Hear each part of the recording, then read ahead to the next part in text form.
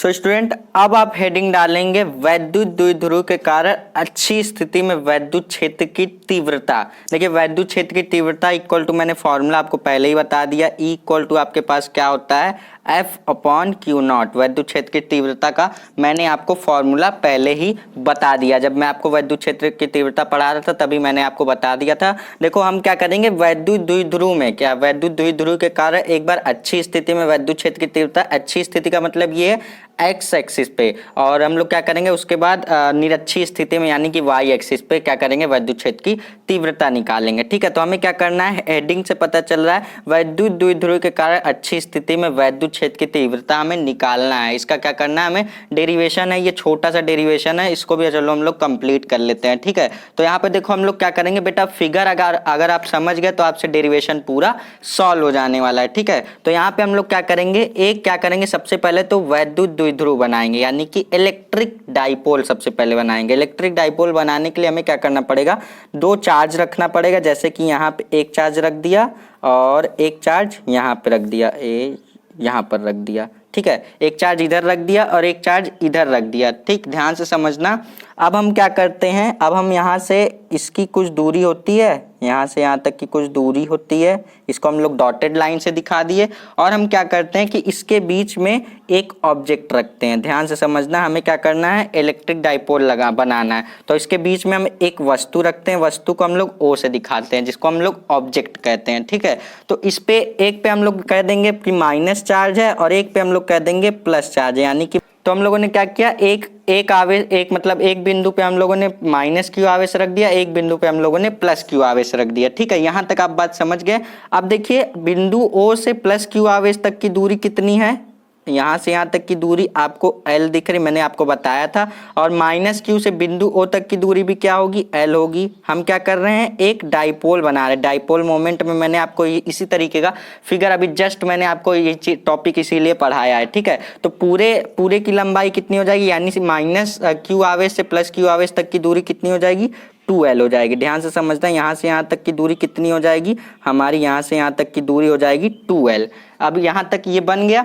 अब हमें करना क्या है कि प्लस क्यू आवेश से कुछ दूरी पर, ध्यान से समझना, प्लस क्यू आवेश से कुछ दूरी पर हमें क्या करना है, एक बिंदु लेना है। एक बिंदु जिसका नाम हम रख देंगे P।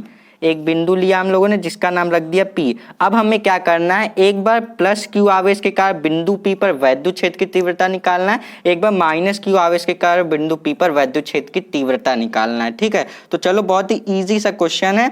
अभी देखो इसमें हम करेंगे क्या, अब देखो हम बिंदु, ये जो ऑब्जेक्ट है यानी कि जो वस्तु रखा था, वस्तु से हम क्या करेंगे, वस्तु से बिंदु P तक की दूरी को हम लोग क्या कर देंगे, R कह देंगे। तो यहाँ से यहाँ तक की दूरी को हम लोगों ने क्या कह दिया, R कह दिया। ध्यान से समझना, ये डॉटेड लाइन से दिखा रहा हूँ इसलिए क्योंकि ये किसकी दूरी मैंने ली है, ये बिंदु O से P तक की दूरी मैंने क्या ली, R ले ली है। ठीक है, अब जरा ध्यान से समझना, अब हमें क्या करना है, R इतना बड़ा है, इसको आधा करना है। आधा करने के लिए हम क्या करेंगे, हम कर देंगे R माइनस L। तो अब देखो क्या करेंगे, हम यहाँ से इसको भी डॉटेड लाइन से दिखा देते हैं जिससे कि आपको कंफ्यूजन ना हो। देखो हम क्या करेंगे, अब प्लस क्यू आवेश के कारण यहाँ से प्लस क्यू आवेश से बिंदु P तक की दूरी लेंगे, तो ये कितना, देखो जब ये पूरा R है, ध्यान से सुनना, बिंदु O से P तक की दूरी क्या है, इतनी R है, तो इसमें क्या करना है, इसका आधा करना है। तो हम लोग क्या कर देंगे, R माइनस L कर देंगे। तो यहाँ से यहाँ तक की दूरी हम लोग कितनी ले लेंगे, यानी कि यहाँ से हम लोग प्लस आवेश से, ध्यान से सुनना, प्लस क्यू आवेश से बिंदु P तक की दूरी कितनी हो जाएगी हमारी, ये हो जाएगी हमारी R माइनस L। क्या हो जाएगी, R माइनस L। जरा ध्यान से समझना, डॉटेड लाइन से इसलिए दिखा रहा हूँ जिससे कि कंफ्यूजन ना हो कि कौन सी दूरी कहाँ तक की है। ठीक है, तो देखो अब क्या हुआ कि ये जब दूरी R माइनस L हो गई, तो देखो इतनी बड़ी R है, अब इसमें हम लोग और जोड़ रहे हैं, L और जोड़ रहे हैं। तो हम लोग यहाँ से माइनस क्यू आवेश से बिंदु तक P तक की दूरी को हम लोग क्या ले लेंगे, इसमें इसको हम लोग ले लेंगे R प्लस L, क्योंकि देखो इतनी दूरी क्या थी, R थी,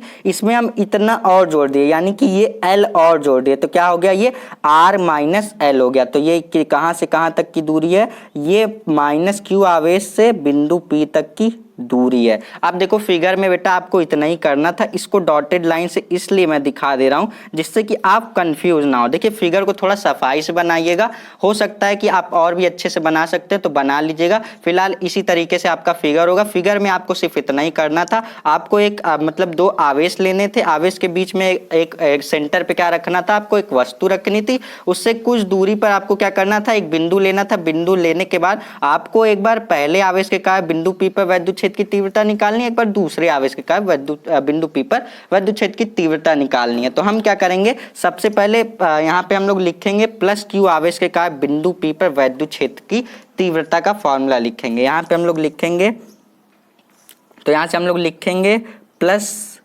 क्यू आवेश के कारण, प्लस क्यू आवेश के कारण बिंदु पी पर वैद्युत क्षेत्र की तीव्रता। ध्यान से समझना, हेडिंग वाइज मैं सारी चीजें आपको स्टेटमेंट में लिखता जा रहा हूं जिससे कि आपको कंफ्यूजन ना हो। तीव्रता, वैद्युत क्षेत्र की तीव्रता। तो देखो प्लस क्यू आवेश के कारण बिंदु पी पर वैद्युत क्षेत्र की तीव्रता, जिसको हम लोग वैद्युत क्षेत्र की तीव्रता को ई से दिखाते हैं, तो हम लोग E1 ले लेंगे, इसलिए क्योंकि हम लोग जब माइनस क्यू आवेश के कारण बिंदु पी पर वैद्युत क्षेत्र की तीव्रता निकालेंगे तो हम लोग उसको E2 ले लेंगे। ठीक है, तो E1 इक्वल टू हमारे पास देखो क्या हो जाएगा, मैंने आपको कूलाम के नियम से बताया क्या हो जाएगा, 1/4 पाई एप्सिलॉन नॉट, ये हो जाएगा। और देखो पहला यहाँ से देखो ये कितना है, प्लस क्यू आवेश के कारण बिंदु पी पर वैद्युत क्षेत्र की तीव्रता। अभी मैंने आपको बताया था किसी बिंदु आवेश के कारण वैद्युत क्षेत्र की तीव्रता क्या होती है, 1/4 pi epsilon naught q upon में क्या होती है, क्यू अपॉन में होती है हमारे पास आर स्क्वायर। क्या होती है, आर स्क्वायर। आर क्या होती है, उसके बीच की दूरी होती है। तो यहाँ से यहाँ तक की दूरी क्या है, आर माइनस एल है, तो इसका क्या हो जाएगा, आर माइनस एल का स्क्वायर हो जाएगा। अभी मैंने आपको एक छोटा सा डेरिवेशन कराया था, आपको याद होगा, उसमें मैंने आपको बताया था किसी बिंदु आवेश के कारण वैद्युत क्षेत्र की तीव्रता। तो यहाँ पे देखो इसके कारण हम लोग क्या करेंगे, बिंदु पी पर वैद्युत क्षेत्र की तीव्रता निकालेंगे। फॉर्मूला क्या होता है, 1/4 pi epsilon naught q upon r square. R square तो होता है लेकिन यहाँ पे दूरी आर स्क्वायर नहीं है, आर माइनस एल है, तो इसका क्या हो जाएगा, स्क्वायर हो जाएगा। तो इसी तरीके से अब हम क्या करेंगे, माइनस क्यू आवेश के कारण, यहाँ पे लिखेंगे माइनस क्यू आवेश के कारण।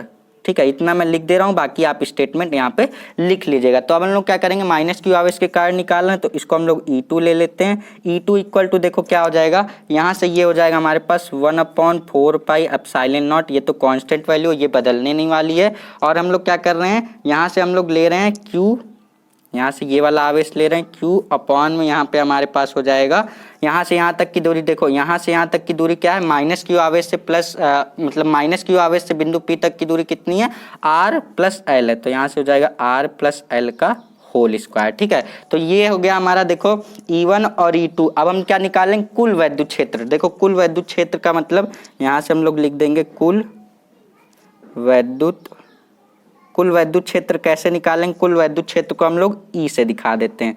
तो E इक्वल टू कुल वैद्युत क्षेत्र निकालने के लिए हम लोग क्या करेंगे, E1 माइनस E2 कर देंगे। क्या कर देंगे, E1 माइनस E2 कर देंगे।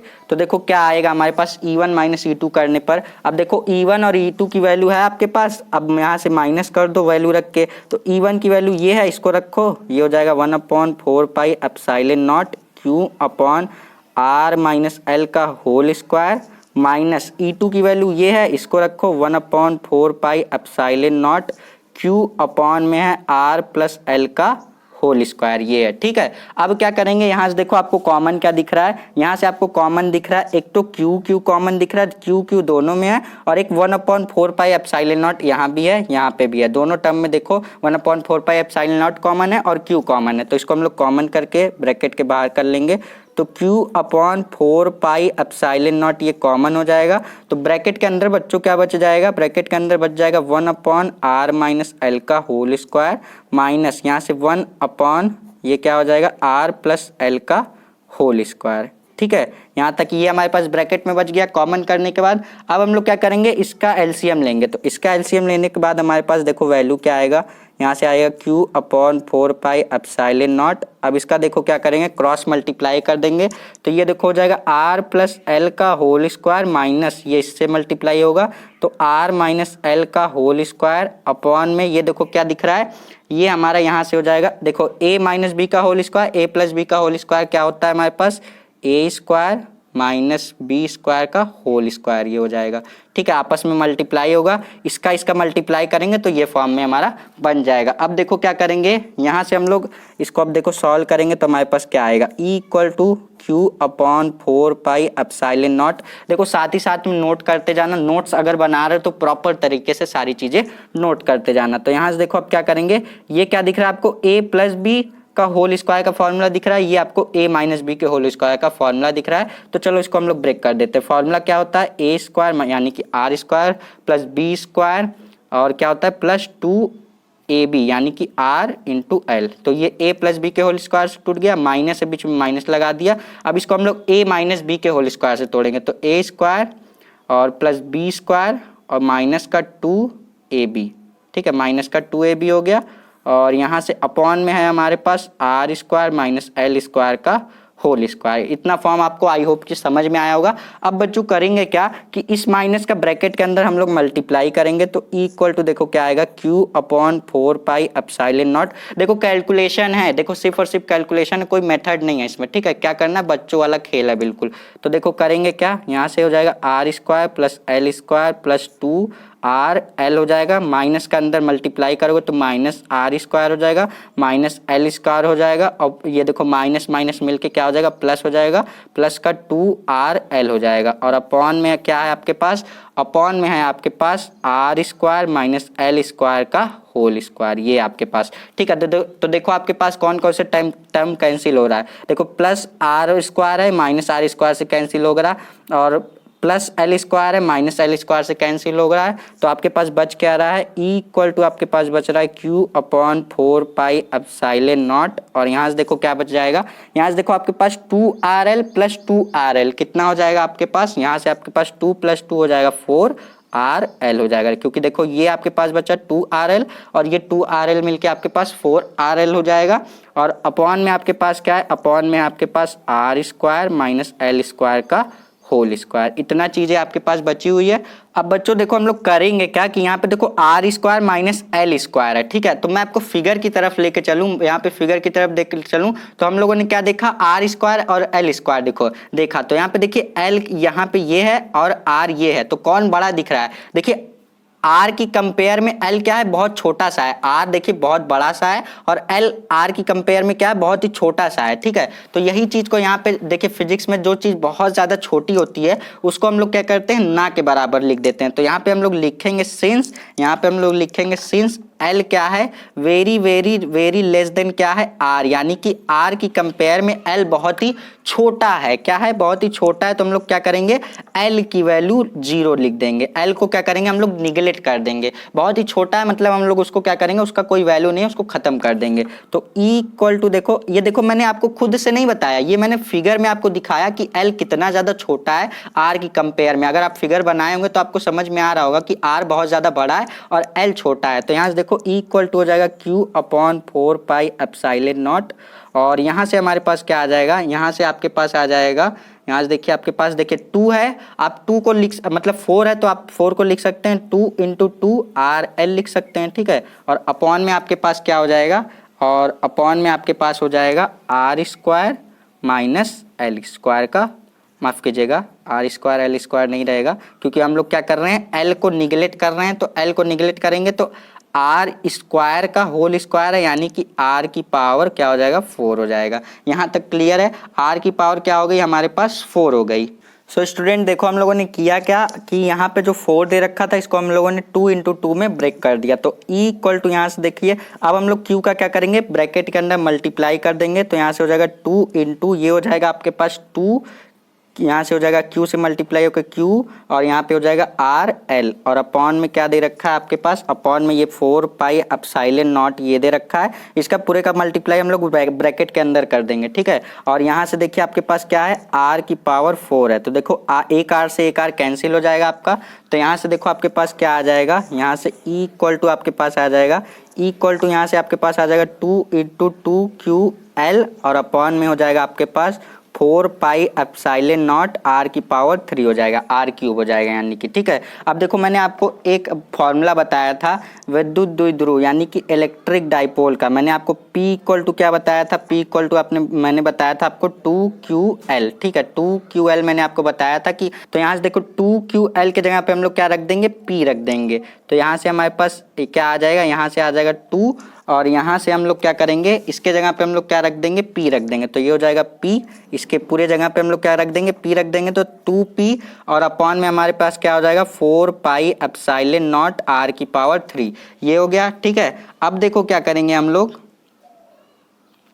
तो अब देखो यहाँ पे ये हमारे पास फॉर्मूला बन गया। इसको अगर हम लोग थोड़ा अच्छी तरीके से लिखें तो E इक्वल टू यहाँ से हम लोग लिखेंगे इसको 1/4 पाई एप्सिलॉन नॉट को अलग लिख दो जिससे कि लगे कि हाँ ये कांस्टेंट है। तो 1/4 पाई एप्सिलॉन नॉट हो गया और ये इनटू में 2P और अपॉन में ये क्या दिख रहा है R की पावर 3, तो इसको अलग लिख दो। तो ये आपका फाइनल रिजल्ट आ जाएगा, ये आपका डेरिवेशन का फाइनल रिजल्ट आ जाएगा। इसको आप जरूर से याद रखिएगा, ये आपका फाइनल रिजल्ट आ जाएगा। तो ये किसके लिए है कि वैद्युत द्विध्रुव के कारण अच्छी स्थिति में वैद्युत क्षेत्र की तीव्रता का यहाँ पे आपको फॉर्मूला बताया मैंने, ये हेडिंग बताई, ये फिगर मैंने आपको बता दिया। इसी तरीके से आपको क्या करना है, पहले +Q आवेश के कारण बिंदु P पर वैद्युत क्षेत्र की तीव्रता, फिर -Q आवेश के कारण बिंदु P पर वैद्युत क्षेत्र की तीव्रता निकालनी है। फिर उसके बाद क्या करना है, पूरी यानी कि कुल वैद्युत क्षेत्र की तीव्रता निकालने के लिए दोनों को क्या करना है, माइनस कर देना है। बाकी सारी चीजें क्या है देखिए, आपको यहाँ पे कैलकुलेशन ही था, यहाँ पे मैंने आपको सॉल्व करके बता दिया, दैट्स इट। इसमें सिर्फ इतना ही करना था। अब हम लोग चलेंगे नेक्स्ट जो डेरिवेशन है आपका, जिसमें हमें क्या करना है, वैद्युत द्विध्रुव के कारण निरक्षीय स्थिति में क्या करना है, हमें निरक्षीय स्थिति में वैद्युत क्षेत्र की तीव्रता हमें निकालनी है, ठीक है। चलिए उसको भी मैं आपको बहुत ही इजी वे में बताऊंगा, सारी चीजें आप नोट करते हुए चलिए, ठीक है। कहीं भी डाउट रह जाएगा तो कमेंट सेक्शन में कमेंट करके बताना, अगली वीडियो में मैं आपका डाउट जरूर से क्लियर करूंगा। सो स्टूडेंट, अब आप अगली हेडिंग डालेंगे वैद्युत द्विध्रुव के कारण निरक्षीय स्थिति में। पहला हम लोगों ने पढ़ा अच्छी स्थिति में, ये आपका क्या है, दूसरा आप नंबर भी यहाँ पे डाल लीजिएगा। पहला आपको पहले मैंने आपका डेरिवेशन करा दिया, अब ये दूसरा डेरिवेशन है, इसको क्या कहते हैं, वैद्युत द्विध्रुव के कारण निरक्षीय स्थिति में वैद्युत क्षेत्र की तीव्रता। निरक्षीय स्थिति में हम लोग क्या कहते हैं, देखिए यहाँ पे भी हम लोग सेम वैसे ही करेंगे, यहाँ पे भी हम लोग एक डाइपोल बनाएंगे, यानी कि हम लोग वैद्युत द्विध्रुव एक बनाएंगे, लेकिन जैसे हम लोगों ने एक बिंदु P x एक्सिस पे लिया था वैसे y एक्सिस पे लेंगे। अभी मैं आपको बताता हूँ, जरा फिगर ध्यान से समझ लेना, सारी चीजें आपको अच्छी तरीके से समझ में आ जाएगी। सबसे पहले क्या करते हैं हम लोग, सबसे पहला काम करते हैं कि 2 आवेश लेते हैं। 2 पोल बनाने के लिए क्या करना पड़ता है, 2 आवेश लेना पड़ता है। तो एक आवेश ले लेंगे हम लोग -Q, ध्यान से सुनना, एक आवेश ले लेंगे -Q, एक आवेश ले लेंगे +Q। यहाँ तक समझ में आ गया। अब क्या करेंगे, इनके बीच की कुछ दूरी ले लेंगे हम लोग, क्या करेंगे, इनके बीच की कुछ दूरी ले लेंगे, यहाँ से यहाँ तक की दूरी होगी। अब इनके बीच में हम लोग क्या करेंगे, एक कोई ऑब्जेक्ट रख देंगे, एक कोई वस्तु रख देंगे। वस्तु को हम लोग O से दिखा देंगे, किससे दिखा देंगे, O से, जिसको हम लोग इंग्लिश में कहते हैं ऑब्जेक्ट, इसीलिए हम लोग इसको O से दिखाते हैं। तो -Q आवेश से O बिंदु O तक की दूरी कितनी, L, कितनी, L। वही चीजें करना है जैसे कि डाइपोल बनाते आ रहे हो। तो O बिंदु मतलब वस्तु से +Q आवेश तक की दूरी कितनी, ये भी L, ठीक है। तो पूरी लंबाई कितनी बच्चों, तो पूरी लंबाई हो जाएगी 2L, यानी कि L + L हो जाएगी आपकी 2L। यहाँ तक क्लियर है, यहाँ तक क्लियर है ना। तो अब देखो क्या करना है बच्चों, इसमें ये करना है कि हमें अब यहाँ पे एक क्या करना है, यहाँ पे y एक्सिस पे एक क्या करना है, एक बिंदु लेना है। यहाँ पे हम लोग क्या करना है, एक y एक्सिस पे बिंदु लेना है। उसमें हम लोग क्या करते थे, ऐसे डॉट डॉट करते हुए x एक्सिस पे लेते थे। यहाँ पे क्या करेंगे, y अक्ष पे हमें क्या करना है, एक बिंदु लेना है। इस बिंदु से हमें क्या करना है, ध्यान से समझना, इस बिंदु से हमें क्या करना है, सेम वही प्रोसेस, एक बार -Q आवेश का बिंदु P, इसका नाम क्या कर देंगे हम लोग, इस बिंदु का नाम रख देंगे P। तो हमें करना क्या है कि एक बार -Q आवेश के कारण बिंदु P पर वैद्युत क्षेत्र की तीव्रता निकालनी है, एक बार +Q आवेश के कारण बिंदु P पर वैद्युत क्षेत्र की तीव्रता निकालनी है। दोनों को जोड़ घटा के हम लोग को फाइनल आंसर ले आना है, ठीक है। तो यहाँ से इसको मैं डॉटेड लाइन से मिला देता हूँ, ध्यान से समझना, इसको मैं क्या करता हूँ डॉटेड लाइन से इस तरीके से मिला देता हूँ। फिगर थोड़ा मतलब थोड़ा सफाई से बनाना तो ज़्यादा अच्छी तरीके से समझ में आएगा आपको, ठीक है। तो ये मैंने आपको बना दिया। अब यहाँ से वस्तु से यानी वस्तु से बिंदु P तक की दूरी क्या ले लेंगे हम लोग, R ले लेंगे। यहाँ से यहाँ तक की दूरी क्या ले लेंगे, यहाँ से यहाँ तक की दूरी मैं आपको दिखा देता हूँ, R ले लिया। अब बचा क्या, अब देखो हम लोग क्या करेंगे, तो एक चीज और यहाँ पे देखिए, जो यहाँ पे हम लोगों ने एक आवेश लिया था, इस पे हम लोग मतलब एक वस्तु लिया था, वस्तु पे हम लोगों ने माइनस क्यू आवेश रखा था। यहाँ एक वस्तु लिया था, इस पे प्लस क्यू आवेश रखा था। तो इस वस्तु का नाम हम लोग दे देंगे ए और इस वस्तु का नाम हम लोग दे देंगे बी। और यहाँ पे एक वस्तु हम लोगों ने रखा जिसका नाम हम लोगों ने रख दिया ओ, ठीक है। तो ए बी ओ, यहाँ पे ये तीन वस्तुएं थी। ए पे माइनस क्यू आवेश का चार्ज है यानी माइनस क्यू आवेश है और बी पे प्लस क्यू आवेश है, ठीक है। यहाँ तक क्लियर है।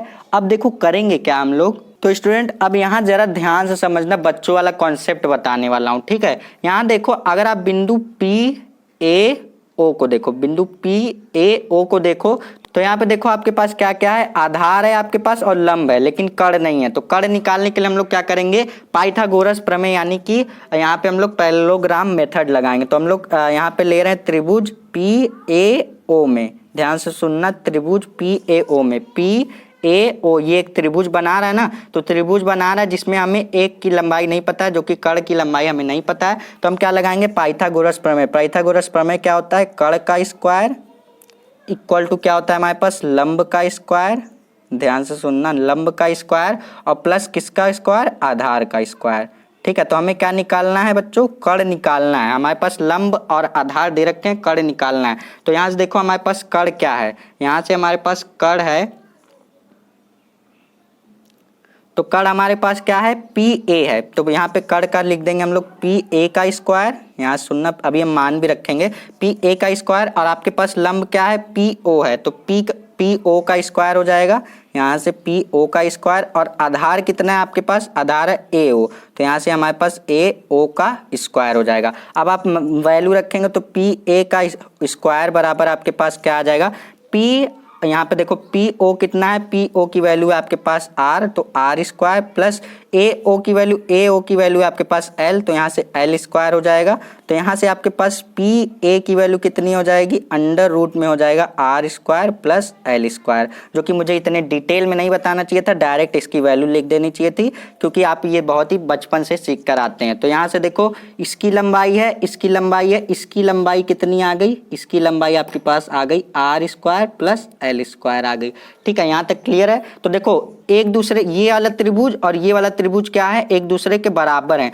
तो ये जब इसका कर्ण इतना आया है तो इसका कर्ण भी इतना ही आ जाएगा, यानी कि इसका भी कर्ण कितना आ जाएगा, are square plus L square आ जाएगा। अब देखो हमारे पास लंब, कर्ण, आधार, तीनों चीजें, त्रिभुज की तीनों चीजें हमारे पास हैं। तो अब देखो हम लोग करेंगे क्या, अब हम लोग यहाँ से एक चीज हम लोग लिख सकते हैं कि पी ए बराबर, देखो पी ए बराबर क्या है, पी बी, पी ए बराबर यानी कि इसका कर्ण बराबर है, तो पी ए बराबर पी बी बराबर क्या है हमारे पास, वैल्यू क्या आई है, ये वैल्यू आई हमारे पास R square plus L square. तो ये आप लिख सकते हैं याद करने के लिए, ठीक है। तो जिससे कि अभी मान लीजिए आप एग्जाम टाइम पे पढ़ें तो आप जिससे कि भूले ना, ये लिखे रहेंगे, ठीक है। तो अब देखो क्या करेंगे हम लोग, एक बार प्लस क्यू आवेश के कारण बिंदु पी पर वैद्युत क्षेत्र की तीव्रता निकालेंगे। तो यहाँ पे मैं लिख देता हूँ, एक लाइन लिखेंगे यहाँ पे, प्लस क्यू आवेश के कारण, प्लस क्यू आवेश के कारण क्या कर रहे हैं हम लोग, बिंदु P पर वैद्युत क्षेत्र की तीव्रता निकाल रहे हैं। बिंदु P पर वैद्युत क्षेत्र की तीव्रता, वैद्युत क्षेत्र की तीव्रता का मैंने आपको फॉर्मूला, वैद्युत क्षेत्र की तीव्रता का मैंने आपको फॉर्मूला बता रखा है, ठीक है, वैद्युत क्षेत्र की तीव्रता। तो वैद्युत क्षेत्र की तीव्रता को हम लोग किस से दिखाते हैं बच्चों, ई से दिखाते हैं। यहाँ से हम लोग ले लेंगे E1, क्योंकि अभी हम लोग जब माइनस क्यू आवेश के कारण बिंदु P पर वैद्युत क्षेत्र की तीव्रता निकालेंगे तो उसको हम लोग E2 ले लेंगे। तो यहाँ से E1 इक्वल टू क्या हो जाएगा, 1/4 पाई एप्सिलॉन नॉट। यहाँ से देखो आवेश क्या लिया है, Q, आवेश है Q, और यहाँ से आपके पास क्या है, P और A की दूरी कितनी है, यहाँ से यहाँ तक P और मतलब बिंदु P से प्लस Q आवेश तक की दूरी कितनी है, आपके पास दूरी है अंडर रूट में r square plus L square.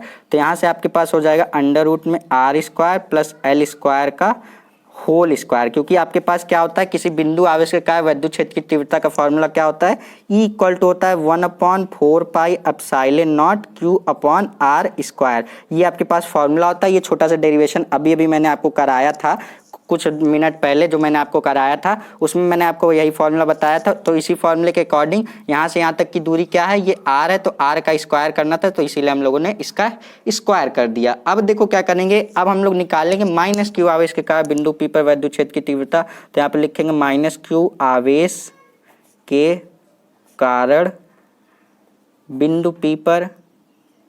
बिंदु P पर विद्युत क्षेत्र की तीव्रता, विद्युत क्षेत्र, यहाँ पे आप लिख लीजिए विद्युत क्षेत्र की तीव्रता, ठीक है, विद्युत क्षेत्र की तीव्रता। यहाँ से आप इतना लाइन लिख दीजिए, मैं सारी चीजें लिखता चल रहा हूँ। तो इसको हम लोग क्या करेंगे, E2 लिख देंगे। तो E2 इक्वल टू यहाँ से आएगा हमारे पास 1/4 पाई एप्सिलॉन नॉट, ये तो बदलने वाला नहीं है, ये कांस्टेंट वैल्यू होती है।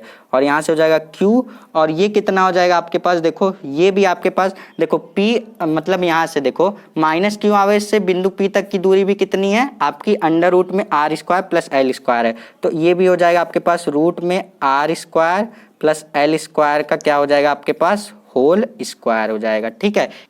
तो इतना काम हम लोगों ने कर दिया, जो कि इतना काम हम लोग तो अभी पिछला जो डेरिवेशन किया पिछले तरीके से हम करते हुए आ रहे हैं। अब फिगर की तरफ हम लोग फिर से चलेंगे। फिगर में एक चीज हम और करेंगे, यहाँ से एक कोई परपेंडिकुलर लाइन खींचेंगे, और यहाँ से इस तरीके से जो यहाँ पे जाएगा इसको हम लोग क्या मान लेंगे, ये हमारा हो जाएगा E1 cos थीटा, ये क्या हो जाएगा E1 cos थीटा हो जाएगा। और यहाँ पे जो ये इससे सट के आएगा ये वाली लाइन हमारी क्या हो जाएगी, E2 cos थीटा हो जाएगी, ठीक है। तो E1 के साथ cos थीटा और E2 के साथ क्या cos थीटा, यानी कि दोनों के साथ हमारे पास क्या लग जाएगा, cos थीटा लग जाएगा। तो हम यहाँ पे कुल विद्युत क्षेत्र की तीव्रता निकालना चाहेंगे, तो हम लोग कुल विद्युत क्षेत्र की तीव्रता को E से दिखाएंगे। तो E इक्वल टू हम लोग यहाँ से लिख देंगे E1, यहाँ से लिख देंगे E1 cos थीटा, ध्यान से समझना, E1 cos theta plus E2 cos theta, यानी कि E1 और E2 के साथ क्या लग जाएगा, cos थीटा लग जाएगा, ठीक है। तो यहाँ पे देखो, तो यहाँ पे हम लोगों ने E1 और E2 के साथ कैसे cos थीटा लगाए, यहाँ पे मैंने आपको ये चीज़ दिखा भी दी। यहाँ से एक परपेंडिकुलर लाइन खींची और यहाँ से ये E1 के साथ cos थीटा बनाएगा और ये E2 के साथ cos थीटा बनाएगा, इस तरीके से, ठीक है। तो अब देखो क्या करेंगे, हम लोग E1 और E2 की वैल्यू रखेंगे। E1 की वैल्यू ये है और E2 की वैल्यू ये है, तो चलो रख देते हैं। E इक्वल टू आपके पास E1 की वैल्यू रखी है 1/4 पाई एप्सिलॉन नॉट, ये दे रखी है, और दे रखा है Q अपॉन में हमारे पास क्या दे रखा है, अपॉन में दे रखा है root of R square plus L square का होल स्क्वायर, ये दे रखा है। और क्या दे रखा है, cos थीटा दे रखा है, प्लस अब E2 की वैल्यू रखिए। E2 की वैल्यू है 1/4 पाई एप्सिलॉन नॉट, और यहाँ से Q अपॉन में यहाँ पे ब्रैकेट में R square root of R square L square का होल स्क्वायर, और यहाँ से आपके पास cos थीटा दे रखा है, ठीक है। तो यहाँ से देखिए आपके पास कॉमन क्या दिख रहा है, 1/4 pi epsilon naught Q upon under root में R square plus L square का होल स्क्वायर, यहाँ पे भी है यहाँ पे भी है, ठीक है। तो दोनों क्या दिख रहा है, दोनों में कॉमन दिख रहा है। तो कॉमन करके यहाँ पे बाहर कर लो, तो 1/4 पाई एप्सिलॉन नॉट और आपके पास है Q, और अपॉन में देखो है root of R square plus L square का होल स्क्वायर। ये आपके पास क्या दिख रहा है, कॉमन, क्योंकि दोनों में है, देखो इसमें भी है इसमें भी है। तो यहाँ पे ब्रैकेट के अंदर आपके पास क्या बच जाएगा, ये cos थीटा और ये cos थीटा आपके पास बच जाएगा। तो यहाँ पे लिखेंगे आप cos theta plus cos theta, ठीक है, cos theta plus cos theta आप लोगों ने लिख दिया। तो अब देखें यहाँ से हमारे पास क्या आएगा, E इक्वल टू यहाँ से हमारे पास आ जाएगा 1/4 pi epsilon naught Q upon में हमारे पास आ जाएगा root of R square plus L square का होल स्क्वायर, और यहाँ से ये कितना हो जाएगा हमारे पास, cos theta plus cos theta 2 cos theta हो जाएगा, कितना 2 cos थीटा हो जाएगा। अब जरा ध्यान से समझना, हम जानते हैं cos थीटा इक्वल टू कितना होता है, cos थीटा इक्वल टू हमारे पास होता है आधार बटे क्या होता है, आधार बटे कड़ होता है। अब जरा आप फिगर में चलेंगे, जो आपने ग्राफ बनाया उसमें ग्राफ में चलिए और आधार और कड़ की वैल्यू देखिए। तो आधार आपको कितना दिख रहा है, आधार आपको दोनों तरफ क्या दिख रहा है, L दिख रहा है। तो आधार L हो गया, और आपको कड़ देखना है, तो कड़ की वैल्यू कितनी है, दोनों तरफ क्या है, अंडर रूट में R square plus L square. तो यहाँ पे आधार बटे कड़ हमें करना है, तो यहाँ पे cos थीटा की वैल्यू कितनी हो जाएगी, कॉस थीटा इक्वल टू हम लोग लिख देंगे, आधार है एल और कड़ की वैल्यू कितनी है, root of are square plus L square. ठीक है, तो कॉस थीटा के प्लेस पे हम लोग इतनी वैल्यू को लिख देंगे। तो चलिए हम लोग वैल्यू लिख देते हैं। तो यहाँ से ई इक्वल टू कितना आ जाएगा, ई इक्वल टू आ जाएगा 1/4 पाई एप्सिलॉन नॉट, और यहाँ से क्यू अपॉन में है अंडर रूट में r square plus L square का होल स्क्वायर। तो यहाँ से हम लोग वैल्यू रखेंगे 2 इंटू कॉस थीटा की वैल्यू रख देंगे। तो यहाँ से हो जाएगा एल अपॉन यहाँ से रूट में हो जाएगा are square plus L square. ठीक है, यहाँ तक क्लियर है। अब देखो करेंगे क्या, यहाँ से हम लोग अब देखो इसको और भी सॉल्व करेंगे। तो ई इक्वल टू कितना आएगा, यहाँ से आएगा हमारे पास 1/4 pi epsilon naught q upon में हमारे पास root of are square plus L square का होल स्क्वायर आ जाएगा। और यहाँ से हमारे पास आ जाएगा 2 इंटू यहाँ से हमारे पास आ जाएगा एल, और यहाँ से हम लोग क्या करेंगे, जब रूट को हटाएंगे यानी कि रूट को हटाएंगे तो हम लोग क्या करेंगे, इसको लिख देंगे r square plus L square की पावर 1/2। जब हम लोग रूट हटाते हैं तो पावर में क्या लगा देते हैं, 1/2 लगा देते हैं। तो अब देखो करेंगे क्या हम लोग, तो अब देखो हम लोग करेंगे क्या कि यहाँ से E इक्वल टू, अब ये वाला जो पूरा पार्ट है इसका ब्रैकेट के अंदर मल्टीप्लाई करेंगे। तो ये देखो 1/4 पाई एप्सिलॉन नॉट, इसको अलग रखो क्योंकि ये कांस्टेंट वैल्यू है। Q2 और L ये मल्टीप्लाई हो जाएगा, तो ये हो जाएगा Q, यहाँ पे हो जाएगा 2QL हो जाएगा, और अपॉन में देखो, और देखो यहाँ से हम लोग क्या करेंगे, यहाँ से हम लोग रूट को हटाएंगे। ये वाला यहाँ पे ये देखिए क्या है, रूट में है, तो रूट को हटाएंगे तो ये स्क्वायर हट जाएगा, तो हमारे पास आ जाएगा are square plus L square हो जाएगा, और नीचे यहाँ पे मल्टीप्लाई में हमारे पास R square plus L square का एल स्क्वायर की पावर 1/2 है, ये हमारे पास है। ठीक है, तो अब मैंने आपको बताया जब आधार सेम होते हैं तो क्या होती हैं, घातें जुड़ जाती हैं। तो यहाँ से देखो ये जुड़ के क्या आएगा, यहाँ से आ जाएगा 1/4 पाई एप्सिलॉन नॉट, और ये देखो मैंने आपको क्या बताया था, P इक्वल टू, अभी पहले ही पिछले फॉर्मूले में मैंने हम यूज़ किया है 2QL, इलेक्ट्रिक डाइपोल मोमेंट का, वैद्युत द्विध्रुव आघूर्ण का मैंने फॉर्मूला बताया। P इक्वल टू 2QL, तो 2QL के प्लेस पे क्या रख देंगे, P रख देंगे, और अपॉन में देखो आधार सेम है, इसके पावर कुछ नहीं है तो 1 मान सकते हैं। तो जब हम लोग 1 प्लस 1/2 करेंगे तो कितना आएगा, 3/2 हो जाएगा। तो यानी कि r square plus L square की पावर कितनी हो जाएगी, 3/2 हो जाएगी। अब देखो यहाँ पे ये क्या दिख रहा है, आर या एल में से हमें दोनों में से किसी को क्या करना है, निगलेक्ट यानी कि गायब करना है। तो हम फिगर में देखेंगे कौन सबसे ज्यादा छोटा है। ठीक है, तो यहाँ पे आप देखिए कौन छोटा है, आर छोटा है कि एल छोटा है। तो आप देखिए आर आपका बड़ा है, एल क्या है आपका छोटा है। देखिए आप ध्यान से देखिए, तो आर आपका क्या है, बड़ा है in compare to l, l क्या है आर की कंपेयर में छोटा है। तो हम लोग यहाँ पे लिखेंगे जैसे अभी पिछले डेरिवेशन में किया हम लोगों ने, तो यहाँ पे हम लोग क्या लिखेंगे, since r very very greater than l, ये चीज हम लोग लिखेंगे कि आर क्या है, बड़ा है एल से, तो very very greater than L लिख दिया हम लोगों ने। अब क्या करेंगे हम लोग, जब हम लोगों ने वेरी वेरी लेस देन लिख दिया यानी कि एल को बहुत ही छोटा मान लिया, तो एल की वैल्यू हम लोग कितनी लिख देंगे, 0 लिख देंगे। तो ई इक्वल टू हम लोग क्या लिख देंगे, 1/4 पाई एप्सिलॉन नॉट, यहाँ से हो गया, और ये पी ऐसे ही है।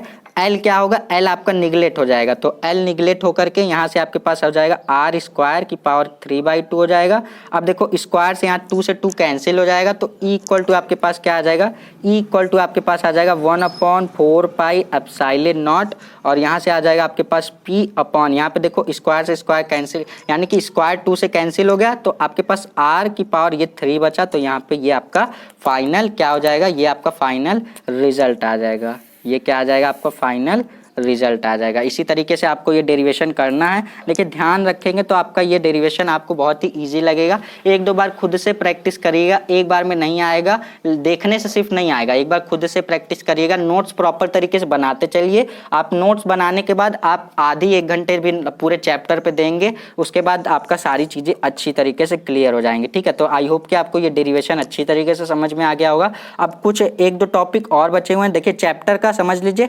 80% पार्ट क्या हो गया, 80% पार्ट आपका कंप्लीट हो चुका है, 20% और बचा है, छोटी छोटी चीजें बची हुई हैं। 2 डेरिवेशन आपके और भी बचे हुए हैं जो कि इंपॉर्टेंट है, उसको हम लोग करेंगे और फिर हम लोग चैप्टर की क्लोज करेंगे। अब जो आपका बहुत ज़्यादा इंपॉर्टेंट टॉपिक बचा हुआ है जो है आपका गॉस का प्रमेय, गॉस थ्योरम हम लोग पढ़ेंगे। उसके बाद बहुत ही अच्छा वो टॉपिक है, उस पर हम लोग 2 डेरिवेशन करेंगे, फिर इस चैप्टर को क्लोज करेंगे। तो चलिए मैं आपको दिखाता हूँ अगला टॉपिक हम पढ़ने क्या वाले हैं। सो स्टूडेंट अब आप नेक्स्ट हेडिंग डालेंगे सतत आवेश वितरण, ठीक है, जिसको हम लोग कहते हैं कंटिन्यूअस चार्ज डिस्ट्रीब्यूशन, ठीक है। इसमें हम तीन चीजें पढ़ेंगे, रेखीय आवेश वितरण, पृष्ठ आवेश वितरण, आयतन आवेश वितरण, ठीक है। ये तीन चीजें हम पढ़ेंगे एक एक करते हुए, ध्यान से समझना। देखो रेखीय आवेश वितरण, अब हेडिंग डाल लो रेखीय आवेश वितरण, जिसको इंग्लिश में कहते हैं लीनियर चार्ज डिस्ट्रीब्यूशन। क्या? Linear charge distribution. अब देखो इसकी डिफिनेशन क्या होती है, देखो नाम से ही पता चल रहा है रेखीय आवेश वितरण, यानी कि आवेश का किस तरीके से वितरण होता है। हम इस पे तीन बातें करेंगे, एक बार रेखीय आवेश पर बात करेंगे, एक बार पृष्ठ आवेश पर बात करेंगे, एक बार आयतन आवेश पर बात करेंगे। तो देखो रेखीय आवेश वितरण में क्या होता है, जब किसी रेखा पर आवेश एक समान रूप से वितरित होते हैं तो उसे रेखीय आवेश वितरण कहते हैं। यानी कि कोई लाइन है उस पे क्या हो, एक जैसे कोई लाइन है उस पे आवेश क्या हो, एक समान रूप से वितरित हो, यानी कि न कहीं कम न कहीं ज्यादा हो, तो इस तरीके के आवेश को हम लोग क्या कहते हैं, इस तरीके के वितरण को हम लोग क्या कहते हैं, रेखीय आवेश वितरण, लीनियर चार्ज डिस्ट्रीब्यूशन। यानी कि आप समझ लीजिए एक आपके पास रॉड है, रॉड पे क्या हो, मतलब हर जगह आप रॉड पे करंट फैला दीजिए, मतलब रॉड पे आप जब करंट लगा दीजिए तो हर जगह, यानी कि आप जब रॉड को यहां से छुएं तब भी आपको उतना ही जोर से करंट मारे, जब रॉड को आप यहां पे छुएं तब भी आपको उतना ही जोर से करंट मारे। कहने का मतलब यह है कि पूरे रॉड में एक समान करंट फैला हो, तो इस तरीके के हम लोग आवेश को क्या कहते हैं, रेखीय आवेश वितरण। जब किसी रेखा पर आवेश एक समान रूप से वितरित होते हैं तो उसको हम लोग क्या कहते हैं, रेखीय आवेश वितरण कहते हैं, ठीक है। अब यहाँ पे आप इन्वर्टेड कॉमा के अंदर एक चीज और लिख लीजिए, एकांक लंबाई पर वितरित आवेश की मात्रा को रेखीय आवेश घनत्व कहते हैं। ये इंपॉर्टेंट है, ये भले ना इंपॉर्टेंट हो लेकिन ये इंपॉर्टेंट है। इसका देखिए फॉर्मूला होता है, इसको इन्वर्टेड कॉमा में जरूर लिख लीजिएगा बच्चों। एकांक लंबाई पर वितरित, यानी कि एकांक लंबाई पर वितरित आवेश की मात्रा को रेखीय आवेश घनत्व कहते हैं। रेखीय आवेश घनत्व को हम लोग किससे दिखाते हैं बच्चों, रेखीय आवेश घनत्व को हम लोग लैम्डा से दिखाते हैं। तो यहाँ पे हम लोग क्या लिखेंगे, इसे किसे मतलब, यानी कि रेखीय आवेश घनत्व को, तो इसे हम किससे दिखाते हैं, तो इसे हम लोग लैम्डा से दिखाते हैं। किससे दिखाते हैं बच्चों, इसे हम लैम्डा से प्रदर्शित करते हैं। इतनी चीजें आप लिखेंगे, इसे हम लैम्डा से प्रदर्शित करते हैं। तो बच्चों देखो लैम्डा इक्वल टू, हमारे पास फॉर्मूला क्या होता है, लैम्डा इक्वल टू होता है हमारा Q अपॉन L। ये फॉर्मूला याद रखना, इंपॉर्टेंट है, ठीक है। डेरिवेशन में आपको कहीं ना कहीं जरूरत पड़ेगी इसकी, ठीक है। तो आपका यहाँ पे अगर मैं आपको बताऊं तो Q क्या है आपका, Q है आपका आवेश, और L क्या है आपका, मैं यहाँ पे लिख देता हूँ, Q है आपका आवेश, एक एक टर्म को लिख लीजिए, आवेश है, और L क्या है आपका, लंबाई है, ठीक है। तो रेखीय आवेश घनत्व को आपसे अगर कोई मात्रक पूछ ले तो आप यहाँ पे हेडिंग डालेंगे मात्रक, ठीक है, मात्रक डालेंगे हेडिंग। तो इसका मात्रक क्या होता है, देखिए आवेश का मात्रक क्या होता है, कूलाम, तो आवेश का मात्रक क्या होता है, कूलाम, और यहाँ पे लंबाई का मात्रक क्या होता है, मीटर। तो इसका मात्रक क्या हो गया, इसका मात्रक हो गया बच्चों, यहां से इसका मात्रक हो गया कूलाम मीटर, ठीक है। क्या हो गया, कूलाम मीटर इसका मात्रक हो जाएगा। अब नेक्स्ट हेडिंग में आप डालेंगे linear charge distribution. I hope कि आपको अच्छी तरीके से समझ में आ गया होगा। लीनियर चार्ज डिस्ट्रीब्यूशन में हम लोगों ने पढ़ा लीनियर चार्ज डेंसिटी, जिसको हम लोग कहते हैं रेखीय आवेश घनत्व, लीनियर चार्ज डेंसिटी, ठीक है, डेंसिटी को हम लोग घनत्व कहते हैं। अब नेक्स्ट टॉपिक, अब नेक्स्ट हेडिंग डालेंगे आप लोग पृष्ठ आवेश वितरण, जिसको हम लोग कहते हैं सरफेस चार्ज डिस्ट्रीब्यूशन। इसकी डिफिनेशन समझिए जरा। जब देखिए हमें क्या कहें, यहाँ से पहले तो हमें नाम से ही क्लियर पता चल जा रहा है, पृष्ठ आवेश घनत्व यानी कि सरफेस चार्ज डिस्ट्रीब्यूशन, यानी कि सतह पर, सरफेस पर, ठीक है।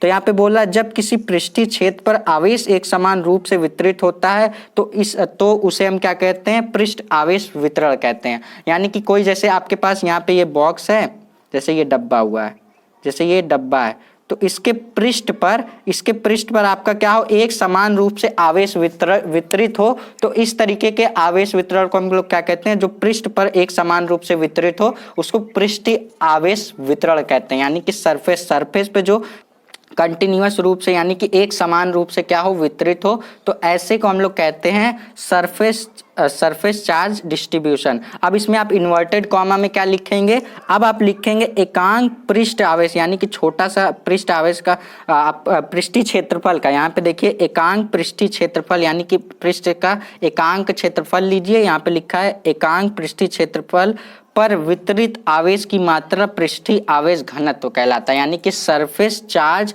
डेंसिटी। यहाँ पे हम लोगों ने पढ़ा लीनियर चार्ज डेंसिटी, यहाँ पे पढ़ेंगे सरफेस चार्ज डेंसिटी। तो सरफेस चार्ज डेंसिटी को हम लोग किससे दिखाते हैं, इसको हम लोग सिग्मा से दिखाते हैं। तो यहाँ पे लिखेंगे इसे किसे यानी कि पृष्ठीय आवेश घनत्व को, इसे हम लोग किससे दिखाते हैं, सिग्मा से प्रदर्शित करते हैं। किससे प्रदर्शित करते हैं, सिग्मा से प्रदर्शित करते हैं। तो इसका देखो हमारे पास फॉर्मूला होता है, देखो बच्चों इसका भी हमारे पास फॉर्मूला होता है, सिग्मा इक्वल टू हमारे पास फॉर्मूला होता है Q अपॉन ए।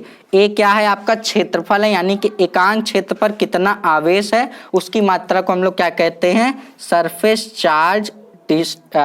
चार्ज डेंसिटी कहते हैं, यानी कि पृष्ठीय आवेश घनत्व कहते हैं। ठीक है, तो यानी कि एकांक क्षेत्रफल पर कितना आवेश है उसको हम लोग क्या कहते हैं, पृष्ठीय आवेश घनत्व कहते हैं। ठीक है, इसका अब देखिए इसका मात्रक अगर आप पूछें हमसे तो इसका मात्रक क्या हो जाएगा, देखो फिर से मात्रक देखो मैं आपको बता दूं, आवेश का मात्रक क्या होता है, क्यों यहाँ पे क्या है, आवेश है, तो आवेश का मात्रक क्या होता है, कूलाम होता है, ध्यान से समझना। तो यहाँ पे क्षेत्रफल है, तो क्षेत्रफल का यहाँ पे मात्रक हो जाएगा मीटर स्क्वायर, तो इसका मात्रक क्या हो जाएगा, कूलाम मीटर स्क्वायर। ठीक है, जो थर्ड है आपका आयतन आवेश वितरण, जिसको हम लोग वॉल्यूम चार्ज डिस्ट्रीब्यूशन कहते हैं। ठीक है, तो वॉल्यूम चार्ज डिस्ट्रीब्यूशन नाम से ही क्लियर पता चल रहा है, जब किसी आयतन पर आवेश एक समान रूप से वितरित होता है तो उसे हम आयतन आवेश वितरण कहते हैं। ठीक है, यानी कि किसी आयतन पे, किसी के वॉल्यूम पे, ठीक है, यानी कि किसी के वॉल्यूम, जैसे ये है ये एक बॉटल है, ठीक है, ध्यान से सुनना, ये एक बॉटल है, तो इसके आयतन पे जितना आपका आवेश मतलब तो इसके आयतन पे जो आपका आवेश एक समान रूप से वितरित होगा तो उसे हम लोग क्या कहेंगे, वॉल्यूम चार्ज डिस्ट्रीब्यूशन कहेंगे। ठीक है, तो यहाँ पे आप इन्वर्टेड कॉमा में क्या लिखेंगे, अब आप पढ़ रहे हैं वॉल्यूम चार्ज डिस्ट्रीब्यूशन, तो इसमें आप पढ़ेंगे वॉल्यूम चार्ज डेंसिटी यानी कि आयतन आवेश घनत्व तो पढ़ेंगे। ठीक है, तो यहाँ पे आप डालेंगे एकांक आयतन यानी कि एक आयतन पर, एकांक आयतन पर वितरित आवेश की मात्रा को आयतन का घनत्व तो कहते हैं। ठीक है, आयतन का क्या कहते हैं, घनत्व तो कहते हैं। अब इसको हम लोग किसे दिखाते हैं, तो यहाँ पे लिखेंगे आप, इसे हम रो से दिखाते हैं। किससे दिखाते हैं, इसे हम रो से प्रदर्शित करते हैं। किससे प्रदर्शित करते हैं, रो से। बच्चों किससे प्रदर्शित करते हैं, रो से प्रदर्शित करते हैं। तो यहाँ से फॉर्मूला क्या बन जाएगा हमारे पास, रो इक्वल टू फॉर्मूला बन जाएगा हमारे पास Q अपॉन V, एकांक क्षेत्रफल, माफ कीजिएगा, एकांक आयतन पर कितना आवेश है इसके अनुपात को हम लोग क्या कह देते हैं, यहाँ पे इसके अनुपात को हम लोग कह देते हैं आयतन आवेश घनत्व यानी कि वॉल्यूम चार्ज डेंसिटी कह देते हैं। ठीक है, आई होप कि ये तीनों टॉपिक आपका क्लियर हो गया होगा। छोटा छोटा सा टॉपिक था, इंपॉर्टेंट क्या था, डेंसिटी वाला पार्ट यानी कि घनत्व वाला पार्ट, जो तीनों मैंने आपको बताया वो इंपॉर्टेंट था, उसका तीनों फॉर्मूला याद रखना। अब फिलहाल अगर इसके मात्रक की बात कर लें तो इसका मात्रक देखो, आप हेडिंग डालेंगे मात्रक, तो इसके मात्रक की बात कर लें तो यहाँ पे देखो आपका मात्रक क्या हो जाएगा, इसका कूलाम हो जाएगा और वॉल्यूम में मीटर क्यूब हो जाएगा। ठीक है, तो ये क्या हो जाएगा, इसका मात्रक हो जाएगा। ठीक, तो यहाँ पे आपको आई होप कि सारी चीजें क्लियर हो गई होंगी। और यहाँ पे जो ये डेंसिटी वाला पार्ट है ये इंपॉर्टेंट है, मैं बार बार कह रहा हूँ। अभी जब हम लोग डेरिवेशन करेंगे तो छोटे छोटे टर्म पे हमें इसकी जरूरत पड़ सकती है। ठीक है, तो आई होप कि आपको समझ में आ गया होगा। अब हम लोग चलेंगे बहुत ही इंपॉर्टेंट टॉपिक पर, जो है हमारा इलेक्ट्रिक फ्लक्स यानी कि वैद्युत फ्लक्स क्या होता है। वैद्युत फ्लक्स पे अब हम जितनी बात करेंगे वैद्युत फ्लक्स पे बात करेंगे। 3 या 4 टॉपिक हमारे और बचे हुए हैं। 90% चैप्टर आपका क्लोज हो चुका है, यानी कि 90% चैप्टर आपका पूरा खत्म हो चुका है। अब जो 10% बचा हुआ है वो आपका मात्र बच्चों 10 से मतलब आधी घंटे या 40 मिनट का लेक्चर और बचा हुआ है, उसके बाद आपका ये चैप्टर खत्म होने की कगार पे आ चुका है। तो चलो देखते हैं नेक्स्ट टॉपिक हमें पढ़ना क्या है। सो स्टूडेंट, अब आप हेडिंग डालेंगे वैद्युत फ्लक्स, जिसको इंग्लिश में कहते हैं इलेक्ट्रिक फ्लक्स। इसकी यहाँ पे आप डिफिनेशन लिखेंगे, मैंने यहाँ पे लिख दी है, आप यहाँ पे इसी तरीके से इसकी डिफिनेशन लिखेंगे। देखिए पहले हम लोग डिफिनेशन पढ़ेंगे, फिर इसको एक फिगर की मदद से हम लोग समझेंगे, ठीक है। तो यहाँ पे देखिए लिखा है वैद्युत फ्लक्स वैद्युत क्षेत्र में स्थित किसी काल्पनिक पृष्ठ से होकर गुजरने वाली वैद्युत बल रेखाओं की संख्या को कहते हैं, ठीक है। इसका मतलब क्या है, ये कह रहा है कि वैद्युत क्षेत्र में स्थित किसी काल्पनिक पृष्ठ, जैसे यहाँ पे देखिए ये मैंने वैद्युत क्षेत्र को डॉटेड लाइन से दिखा दिया है। तो यहाँ पे हम लोग क्या करेंगे, एक काल्पनिक पृष्ठ कोई समझ लीजिए, जैसे कि मैंने यहाँ पे कोई काल्पनिक पृष्ठ बना ली। तो इस काल्पनिक पृष्ठ का नाम हम क्या दे देंगे, इस काल्पनिक पृष्ठ का नाम हम ए दे देंगे। इसकी कल्पना की है। वैद्युत क्षेत्र में फिलहाल ऐसी कोई चीज नहीं है, जैसे कि वैद्युत क्षेत्र में हम लोग कोई पृष्ठ बना नहीं सकते, ठीक है। इसको सिर्फ हम कल्पना कर सकते हैं, तो इसीलिए इसको क्या कहा गया, एक काल्पनिक पृष्ठ कहा गया, ठीक है। तो ये वैद्युत क्षेत्र है, इसको मैंने क्या दिखाया, ये है वैद्युत क्षेत्र। जो डॉटेड यहाँ पे जो लाइन है डॉटेड उसको, वो क्या है, वैद्युत क्षेत्र, वो दिखा रही है वैद्युत क्षेत्र। तो वैद्युत क्षेत्र में मैंने एक काल्पनिक पृष्ठ बनाया जिसका नाम ए रखा।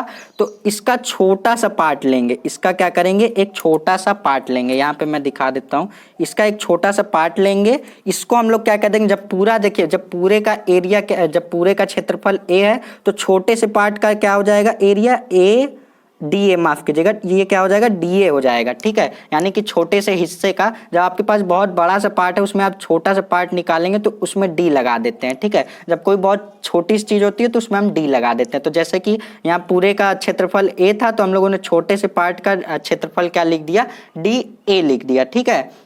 तो अब देखो इस छोटे से क्षेत्रफल से इसका लंबवत, इस यहाँ से इसका लंबवत क्षेत्रफल कितना हो जाएगा, इसका लंबवत क्षेत्रफल डी ए वेक्टर हो जाएगा। क्या हो जाएगा, डी ए वेक्टर हो जाएगा। और इस पर यहाँ पे ये जो वैद्युत क्षेत्र कितना हो जाएगा, इसके लंबवत वैद्युत क्षेत्र हो जाएगा ई वेक्टर। कितना हो जाएगा, ई वेक्टर। जरा ध्यान से समझना इस फिगर को। तो वैद्युत फ्लक्स की डिफिनेशन समझो, इलेक्ट्रिक फ्लक्स की डिफिनेशन समझो। वैद्युत फ्लक्स वैद्युत क्षेत्र में स्थित किसी काल्पनिक पृष्ठ से होकर गुजरने वाले वैद्युत बल रेखाओं की संख्या को कहते हैं। तो अब देखो वैद्युत क्षेत्र में ये पृष्ठ उपस्थित है, यानी कि रखा हुआ है। तो इसमें क्या होंगी, इसमें आपकी निकलेंगी यहाँ पे वैद्युत बल रेखाएं, ऐसे ऐसे जाएंगी ना, ऐसे, फिर ऐसे, फिर ऐसे, फिर ऐसे, ये जो लाइनें जा रही हैं, यानी कि इस जो ये काल्पनिक क्षेत्र, मतलब ये जो काल्पनिक पृष्ठ रखा है, इससे जितनी वैद्युत बल रेखाएं जाएंगी उनकी लाइनों को क्या कहेंगे, वैद्युत फ्लक्स कहेंगे, ठीक है। जैसे इसका कहने का मतलब सीधा सही है, वैद्युत क्षेत्र में जब कोई काल्पनिक पृष्ठ रखते हो तो उससे होकर गुजरने वाली वैद्युत बल रेखाओं को, वैद्युत बल रेखाएं जो ये जितनी जा रही हैं, जितनी वैद्युत बल रेखाएं जा रही हैं उसको हम लोग क्या कहेंगे, वैद्युत फ्लक्स कहेंगे। क्या कहेंगे, वैद्युत फ्लक्स कहेंगे। अब आपको समझ में आ गया होगा डिफिनेशन। वैद्युत फ्लक्स वैद्युत क्षेत्र में स्थित किसी काल्पनिक पृष्ठ से होकर गुजरने वाली वैद्युत बल रेखाओं की संख्या को कहते हैं, वैद्युत बल रेखाओं की संख्या को कहते हैं, ठीक है। अब आपको समझ में आ गया होगा। अब वैद्युत फ्लक्स को हम लोग किससे प्रदर्शित करते हैं, इसको हम लोग फाई ई से प्रदर्शित करते हैं, ठीक है। तो अब देखो यहाँ पे जो ये फिगर बनाया है मैंने, यहाँ पे कुछ स्टेटमेंट लिख रखा है। माना किसी वैद्युत क्षेत्र ई में एक समतल पृष्ठ ए रखा है। ये यहाँ पे देखिए एक समतल पृष्ठ ए रखा है, मैंने आपको क्षेत्रफल बताया ना, समतल पृष्ठ ए रखा है। पृष्ठ का छोटा भाग डी ए, यहाँ पे मैंने आपको बताया ना, पृष्ठ का छोटा भाग क्या लिया मैंने, डी ए। तब छोटे से भाग से गुजरने वाला वैद्युत फ्लक्स, यानी कि ये जो छोटा पार्ट लिया है, इससे गुजरने वाला वैद्युत फ्लक्स हम लोग निकालेंगे। यानी कि देखो हम लोगों ने क्या किया, बहुत बड़ा सा पार्ट लिया, अब हम लोग छोटे से, पहले छोटे के लिए निकालेंगे वैद्युत फ्लक्स, फिर उसका हम लोग समाकलन कर देंगे तो पूरा, यानी कि इसका मतलब क्या कि पूरे क्षेत्रफल का हमारे पास वैद्युत फ्लक्स आ जाएगा, ठीक है। तो पहले हम लोग छोटे से पार्ट के लिए वैद्युत फ्लक्स निकालेंगे, फिर उसका समाकलन कर देंगे तो हमारे पूरे पार्ट के लिए आ जाएगा। तो यहाँ पे हम लोग लिखेंगे कि यहाँ पे कितना आएगा, यहाँ से हमारे पास छोटे से पार्ट के लिए डी ए के लिए हम लोग क्या निकालेंगे, तब इस छोटे से भाग के लिए वैद्युत फ्लक्स, तो छोटे से भाग के लिए वैद्युत फ्लक्स निकालेंगे तो डी लगा के करेंगे। तो डी फाई ई क्या होता है, वैद्युत फ्लक्स, डी लगा दिया, यानी कि छोटे से पार्ट के लिए निकाल रहे हैं। तो यहाँ से फाई ई इक्वल टू हो जाएगा हमारे पास ई वेक्टर और डी ए वेक्टर, ठीक है। ई वेक्टर और डी ए वेक्टर, ये किसके लिए है, छोटे से पार्ट के लिए है, ठीक है। तो अब देखिए क्या करेंगे, तो अब देखिए क्या करेंगे हम लोग, यहाँ से ये जो वेक्टर है, ये वेक्टर को हम लोग हटाएंगे तो क्या लगाएंगे, यहाँ से हम लोग d phi E equal to vector हटाएंगे तो कॉस थीटा लग जाएगा। ये आप 11th में पढ़ के आए होते हैं। तो वेक्टर जैसे हटाएंगे तो यहाँ हो जाएगा कॉस थीटा। तो ये किसके लिए आया, ये आपके छोटे से पार्ट के लिए वैद्युत फ्लक्स आया। तो हमें क्या निकालना है, पूरे के लिए। तो यहाँ पे हम लोग संपूर्ण, अतः संपूर्ण, यहाँ पे लिखेंगे अतः संपूर्ण, यहाँ पे आप क्या लिखेंगे, अतः संपूर्ण क्षेत्रफल के लिए, संपूर्ण क्षेत्रफल के लिए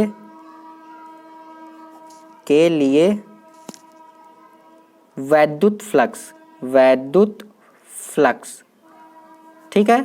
तो पूरे क्षेत्रफल के लिए वैद्युत फ्लक्स निकालने के लिए क्या करना है हमें, पूरे क्षेत्रफल के लिए वैद्युत फ्लक्स निकालने के लिए इसका हमें समाकलन कर देना है। तो समाकलन का साइन लगाइए, यहाँ पे डी फाई ई और यहाँ पे समाकलन का फिर साइन लगाइए, ई डी ए कॉस थीटा। अब जो मैथ वाले स्टूडेंट है वो तो बहुत आसानी से समझ लेंगे, बायो वाले जो स्टूडेंट है वो थोड़ा ध्यान दीजिएगा, ठीक है। समाकलन किस तरीके से करेंगे, तो देखो डी फाई ई का यहाँ पे हमारे पास समाकलन क्या हो जाएगा, फाई ई हो जाएगा, ठीक है।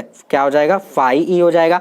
अब देखो यहाँ पे क्या आपको कांस्टेंट दिख रहा है, ई आपको कांस्टेंट दिख रहा है, कॉस थीटा कांस्टेंट दिख रहा है। तो मैंने देखिए समाकलन करने का नियम होता है कि समाकलन में जो कांस्टेंट वैल्यू होती है वो समाकलन के बाहर आ जाती है। तो यहाँ से ई और कॉस थीटा ये क्या है, कांस्टेंट वैल्यू, ये बाहर आ जाएगी। यहाँ पे आपके पास बचेगा डी ए, ठीक है। क्या बच्चा, सिर्फ और सिर्फ डी ए। तो अब डी ए का समाकलन होगा तो फाई ई इक्वल टू हो जाएगा ई कॉस थीटा, और यहाँ पे डी ए का समाकलन क्या हो जाएगा आपके पास, ए हो जाएगा।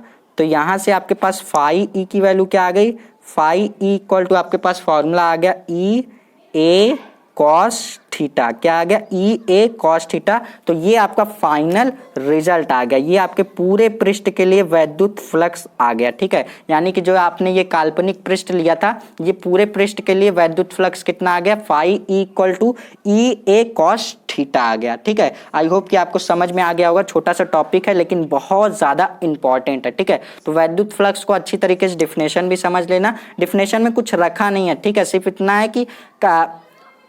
इतना है कि काल्पनिक पृष्ठ से होकर गुजरने वाली लाइन को होकर गुजरने वाली वैद्युत बल रेखाओं को हम लोग क्या कहते हैं, वैद्युत फ्लक्स कहते हैं। इतनी सी बात है। और यहाँ पे ये फॉर्मूला याद कर लो, बहुत ही इंपॉर्टेंट फॉर्मूला है। अभी डेरिवेशन में हम इसका यूज भी करने वाले हैं।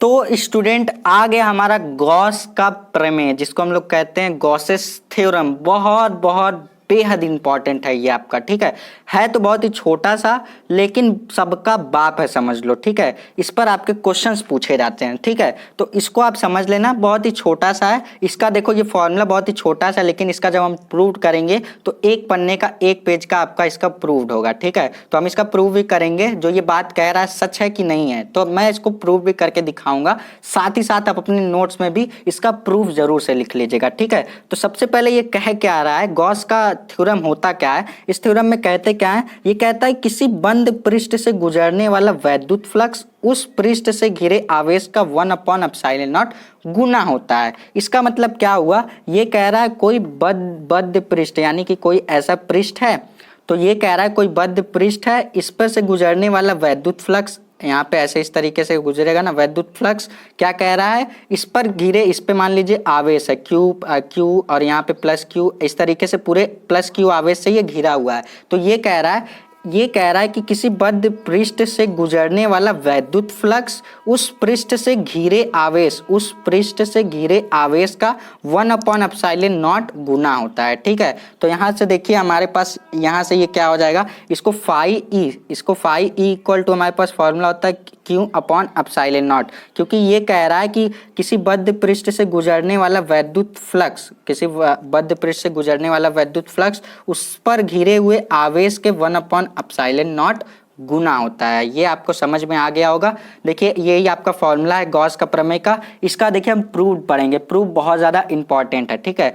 प्रूफ बचा हुआ है, 2 डेरिवेशन बचे हुए हैं, बाकी पूरा चैप्टर कंप्लीट है बेटा 95%। अब तो 95% आपका चैप्टर खत्म है। अब 2-3 चीजें और बची हुई हैं, उसको हम लोग खत्म करेंगे। बेसब्री से इंतजार है आपको खत्म करने का, पता है। पेशेंस रख के थोड़ा सा और पढ़ लो, ये चैप्टर एकदम समझ लो खत्म होने की कगार पे अटका हुआ है आपका, ठीक है। तो ये आपका यहाँ पे ये डेफिनेशन हो गई, ये फॉर्मूला हो गया। देखो ये फॉर्मूला क्या सच है, ये जो कह रहा है किसी बद्ध पृष्ठ से गुजरने वाला वैद्युत फ्लक्स उस पृष्ठ से गिरे हुए आवेश का 1/ε0 गुना होता है, क्या ये बात सच होती है? चलो हम लोग प्रूव्ड करके देखते हैं इस चीज को।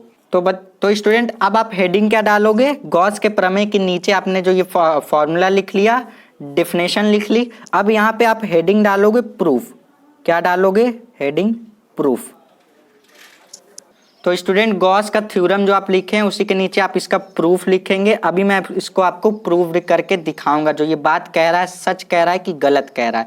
ठीक है, इसके लिए हम लोग क्या करेंगे, एक फिगर की मदद से समझेंगे इसको। फिगर ध्यान से समझना, फिगर समझ लोगे सारी चीजें अपने आप समझ में आ जाएगी आपको। जैसे कि एक पॉइंट लिया मैंने, एक पॉइंट पर एक आवेश लिया प्लस क्यू नाम रख के। ठीक है, इस पे क्या कर दिया मैंने, एक प्लस क्यू आवेश रख दिया। अब क्या किया, ये एक बद्ध पृष्ठ से घिरा हुआ है, ध्यान से समझना, ये क्या है, ऐसे घिरा हुआ है। ठीक, ये क्या हुआ है, घिरा हुआ है। अब इसका छोटा सा पार्ट हम लोग यहाँ से इसको बचा लेंगे। ठीक है, इसको क्या करेंगे, एक छोटा सा पार्ट से हम इसके क्या करेंगे, गॉसियन बेलन की रचना करेंगे। ठीक है, गॉस का प्रमेय हम लोग सिद्ध कर रहे हैं, तो गॉसियन बेलन का मतलब ये है कि जो गॉस के प्रमेय में जिस बेलन को हम लोग बनाएंगे तो उसका नाम क्या कह देंगे, वो गॉसियन बेलन है। ठीक है, जैसे गॉस के प्रमेय में हम लोग कोई भी बेलन बनाएंगे तो उसका नाम क्या रखेंगे, गॉसियन बेलन बनाएंगे। तो पृष्ठ के अंदर हम क्या करेंगे, एक गॉसियन बेलन की रचना करेंगे। तो यहाँ से देखिए एक गॉसियन बेलन मैंने बना दिया इस तरीके से। ये क्या किया मैंने, एक गॉसियन बेलन की रचना की। ठीक है, यहाँ पे थोड़ा सा आप और भी सफाई से बना लीजिएगा। तो मैंने क्या किया, एक गॉसियन बेलन की रचना की। अब यहाँ से देखिए इससे क्या होगा, एक वैद्युत क्षेत्र की, यहाँ पे वैद्युत क्षेत्र की तीव्रता, और यहाँ से इसका देखिए ये बिंदु, यहाँ पे एक बिंदु लिया हम लोगों ने, बिंदु का नाम रख दिया P। ध्यान से समझिएगा, इस बिंदु का नाम रख दिया हम लोगों ने P, और इस छोटे से जो पार्ट हम लोगों ने लिया, इस छोटे से पार्ट का हम लोगों ने नाम रख दिया DA। ठीक है, क्योंकि पूरा जो क्षेत्रफल है इसका नाम क्या रखेंगे हम लोग, A रखेंगे। तो छोटे से पार्ट का मैंने बताया, जब आप छोटे से पार्ट का लगाते हैं तो वहाँ पे D लगा देते हैं। ठीक है, तो आई होप कि आपको समझ में आ गया होगा। अब देखिए क्या करेंगे, यहाँ से ये जो, यहाँ से इसके परपेंडिकुलर, यहाँ से इसका छोटा सा अवयव यहाँ से निकलेगा DA वेक्टर। ठीक है, जैसे यहाँ पे E वेक्टर है वैसे यहाँ पे इसका क्षेत्रफल अवयव जो क्या होगा, वो क्या होगा, DA वेक्टर होगा। ठीक है, तो ये आपका फिगर बन गया। अब यहाँ से देखिए क्या, बिंदु P से देखो प्लस क्यू आवेश से बिंदु P तक की दूरी यहाँ से हम लोग कुछ लेंगे, तो यहाँ से यहाँ तक की दूरी को हम लोग क्या ले लेंगे, R ले लेंगे। तो यहाँ से यहाँ तक की दूरी को हम लोगों ने क्या ले लिया, R ले लिया। और यहाँ से जो एंगल बनेगा, यहाँ से कुछ कोण बन रहा है ना, यहाँ से यहाँ तक आपका कुछ कोण बन रहा है, इसको D ओमेगा कह देंगे। ठीक है, यहाँ से यहाँ तक का जो एंगल बनेगा उसको हम लोग D ओमेगा कह देंगे। तो हम लोगों ने क्या किया, यहाँ पे एक वस्तु रखी थी, वस्तु पे हम लोगों ने प्लस क्यू आवेश रखा था, तो वस्तु का नाम हम लोग O रख दिए। तो एक वस्तु ली जिसपे हम लोगों ने प्लस क्यू आवेश दिया, तो यहाँ से ये एंगल बनाया D ओमेगा। ठीक है, तो ये फिगर है, आप फिगर को थोड़ा सा बड़ा बना लीजिएगा जिससे आपको सारी चीजें, एक एक चीजें जो आप लिखे हैं छोटे छोटे टर्म, उसको आपको सफाई से देख सकें आप। ठीक है, तो आप यहाँ पे स्टेटमेंट भी लिख सकते हैं, जो ये फिगर लिखा है, फिगर मैंने बनाया है, फिगर का ही स्टेटमेंट लिखेंगे आप। स्टेटमेंट क्या लिखेंगे, माना एक प्लस क्यू आवेश एक बिंदु पृष्ठ, एक बद्ध पृष्ठ यानी कि एक बद्ध पृष्ठ A के अंदर बिंदु O पर स्थित है, और इस बिंदु से R दूरी पर, इस बिंदु से R दूरी पर हम एक बिंदु P पर वैद्युत क्षेत्र की तीव्रता निकालेंगे। हम क्या करेंगे, इस बिंदु O से बिंदु P, यानी कि हम प्लस क्यू आवेश के कारण बिंदु P पर वैद्युत क्षेत्र की तीव्रता निकालेंगे। तो जैसे अभी दो तीन डेरिवेशन करे हैं, सेम उसी तरीके से हम लोग इसको भी करेंगे और प्रूव्ड करेंगे। ये जो फॉर्मूला निकला है हम इसको सिद्ध भी करके दिखाएंगे। ठीक है, तो चलो अब हम लोग लिखेंगे क्या, सबसे पहले हम लोग यहाँ पे लिखेंगे प्लस क्यू आवेश के कारण बिंदु P पर वैद्युत क्षेत्र की तीव्रता। यहाँ पे लिखेंगे प्लस क्यू आवेश के कारण, यहाँ पे आप लिख लीजिएगा प्लस क्यू आवेश के कारण बिंदु P पर वैद्युत क्षेत्र की तीव्रता। तो वैद्युत क्षेत्र का तीव्रता का फॉर्मूला क्या बताया मैंने, E इक्वल टू क्या होता है, 1/4 पाई एप्सिलॉन नॉट, और क्या होता है यहाँ से हमारे पास होता है Q अपॉन आर स्क्वायर। यहाँ पे हम लोगों ने क्या लिया है, एक ही चार्ज लिया है, यानी कि यहाँ पे हम लोगों ने एक ही आवेश लिया है प्लस क्यू। तो यहाँ पे हम लोग क्या लगाएंगे, मैंने आपको बताया था intensity of electric field due two point charge वाला, जो आप यहाँ पे डेरिवेशन मैंने कराया था, उसमें मैंने बताया था E इक्वल टू आपके पास फॉर्मूला होता है 1/4 pi epsilon naught Q upon r square. तो वही फॉर्मूले से मैंने यहाँ पे लिख दिया। तो यहाँ पे मैंने ये आवेश लिया था प्लस क्यू, तो यहाँ पे हम लोगों ने लिख दिया Q upon r square. R क्या है, इन दोनों के बीच की दूरी है। तो अब देखो इसके आगे हम क्या करेंगे, इसके आगे हम लोग लिखेंगे क्षेत्रफल अवयव, जो ये DA है, क्षेत्रफल अवयव DA द्वारा बिंदु O पर, क्षेत्रफल अवयव DA द्वारा बिंदु O पर आंतरिक घन कोण। ठीक है, आंतरिक घन कोण, चलो इसको हम लोग नेक्स्ट पेज पे फिलहाल देखते हैं। यहाँ पर हमारे पास स्पेस नहीं बचा हुआ है, तो ये फिगर को आप नोट कर लीजिए, फिगर को बना लीजिए। अब इसके आगे मैं सॉल्व कराने जा रहा हूँ। ठीक है, तो अब आप यहाँ पे एक लाइन लिखेंगे, जैसा कि यहाँ पे मैंने लिखा है। आप फिगर को देखेंगे, फिगर में मैंने एक छोटा सा पार्ट लिया था पूरे का, यहाँ पे मतलब पूरा जो मैंने एक मतलब वो पृष्ठ लिया था उसका मैंने नाम रखा था ए। उसमें छोटा सा जो पार्ट लिया था मैंने, छोटा सा जो पार्ट लिया था उसका नाम क्या था, DA। तो यहाँ पे वही बोल रहा है क्षेत्रफल अवयव DA द्वारा बिंदु P पर आंतरिक घन कोण। यहाँ पे देखो आंतरिक घन कोण कितना हो जाएगा, D ओमेगा, जो जैसा कि मैंने आपको बताया D ओमेगा जो एंगल बन रहा था उसके बीच, तो D ओमेगा इक्वल टू हो जाएगा DA कॉस थीटा अपॉन में क्या हो जाएगा आर स्क्वायर। ठीक है, ये हमारे पास हो जाएगा। तो अब हम लोग क्या करेंगे, अब हम लोग बताएंगे, अब यहाँ पे हम लोग एक लाइन और लिखेंगे। तो अब यहाँ पे हम एक लाइन और लिखेंगे, जो हम लोगों ने क्षेत्रफल अवयव DA लिया है, तो यहाँ पे हम लोग लिखेंगे DA से, यहाँ से लिखेंगे DA से गुजरने वाला वैद्युत फ्लक्स। देखो यहाँ से वैद्युत फ्लक्स गुजरेगा ना, तो छोटा सा जो पार्ट हम लोगों ने DA लिया है उससे कितना वैद्युत फ्लक्स गुजरेगा, तो यहाँ पे लिखेंगे वैद्युत फ्लक्स। ठीक है, तो यहाँ पे ये कितना गुजरेगा, वैद्युत फ्लक्स क्या होता है, छोटे से पार्ट के लिए निकाल रहे हैं, तो D phi E equal to, यहाँ से हमारे पास हो जाएगा E वेक्टर। तो स्टूडेंट हम लोग क्या कर रहे हैं, छोटे से पार्ट के लिए निकाल रहे हैं, इसीलिए हम लोग क्या कर रहे हैं, यहाँ पे D लगा के चल रहे हैं। ठीक है, तो यहाँ पे अब हम लोग क्या करेंगे, यहाँ पे वेक्टर हटाएंगे तो क्या लगा देंगे, यहाँ से D phi E equal to, यहाँ से हमारे पास हो जाएगा E DA कॉस थीटा, जैसा कि अभी मैंने आपको बताया है। ठीक है, गॉस का वहाँ पे जो इलेक्ट्रिक फ्लक्स यानी कि वैद्युत फ्लक्स जब मैंने आपको बताया तो वहाँ पे मैंने आपको बताया ये चीज़। ठीक है, तो अब देखिए क्या करेंगे, हमारे पास E का मान आया है, जैसे कि अभी मैंने आपको बताया E इक्वल टू, अभी मैंने यहाँ पे जब फिगर बनाया था तो मैंने वहाँ पे बताया था प्लस क्यू आवेश के कारण बिंदु P पर जो वैद्युत क्षेत्र की तीव्रता हम लोगों ने निकाली थी E equal to 1/4 pi epsilon naught, और क्या निकाला था Q अपॉन आर स्क्वायर। ये हम लोगों ने निकाला है। अभी हम लोगों ने जब डेरिवेशन का फिगर बनाया, पहली लाइन हम लोगों ने यही लिखी है। तो यहाँ से हमारे पास देखिए क्या आएगा, यहाँ से D phi E equal to क्या आ जाएगा, E की वैल्यू यहाँ से हम रखेंगे, तो E की वैल्यू रखेंगे 1/4 pi epsilon naught Q upon r square, और यहाँ से हमारे पास DA कॉस थीटा, इतना चीज हमारे पास आ गया। तो अब देखो क्या हो जाएगा, यहाँ से हमारे पास क्या आएगा, यहाँ से हमारे पास D phi E equal to, यहाँ से हमारे पास आ जाएगा, ये हो जाएगा Q upon 4 pi epsilon naught, और यहाँ से हमारे पास हो जाएगा DA कॉस थीटा, और R क्या होगा, इसके बट्टे में आ जाएगा तो आर स्क्वायर हो जाएगा। ठीक है, तो अब देखो यहाँ से ये वैल्यू देखो, DA cos theta upon r square, DA cos theta upon r square, इसके प्लेस पे क्या दिख रहा है, D ओमेगा दिख रहा है। तो ये पूरे वैल्यू की जगह पे हम लोग क्या रख देंगे, D ओमेगा, क्योंकि DA cos theta upon r square बराबर हमारा D ओमेगा हम लोगों ने पहले निकाल रखा है। तो यहाँ से D phi E equal to कितना हो जाएगा, यहाँ से हमारे पास हो जाएगा Q upon 4 pi epsilon naught, और यहाँ से हमारे पास इसके पूरे प्लेस पे हम लोग रख देंगे D ओमेगा, कितना रख देंगे, D ओमेगा। तो ये देखिए हमारे पास छोटे से अवयव के लिए है, तो हम लोग पूरे यानी कि संपूर्ण अवयव के लिए हम लोग पूरे संपूर्ण पृष्ठ के लिए वैद्युत फ्लक्स निकालना चाहेंगे, तो यहाँ पे हम लोग इसका समाकलन कर देंगे। तो यहाँ से D phi E equal to, यहाँ से देखिए कितना हो जाएगा, integration of Q upon 4 pi epsilon naught D omega. ठीक है, तो अब इसका समाकलन करिए, तो यहाँ से पहले देखिए कांस्टेंट को बाहर करेंगे, D phi E equal to, यहाँ पे कांस्टेंट क्या दिख रहा है, q upon 4 pi epsilon naught, ये कांस्टेंट दिख रहा है। कांस्टेंट का समाकलन नहीं करते हैं, यहाँ से इसका समाकलन होगा, समाकलन ऑफ, यहाँ पे हमारे पास इंटीग्रेशन ऑफ डी ओमेगा, ठीक है।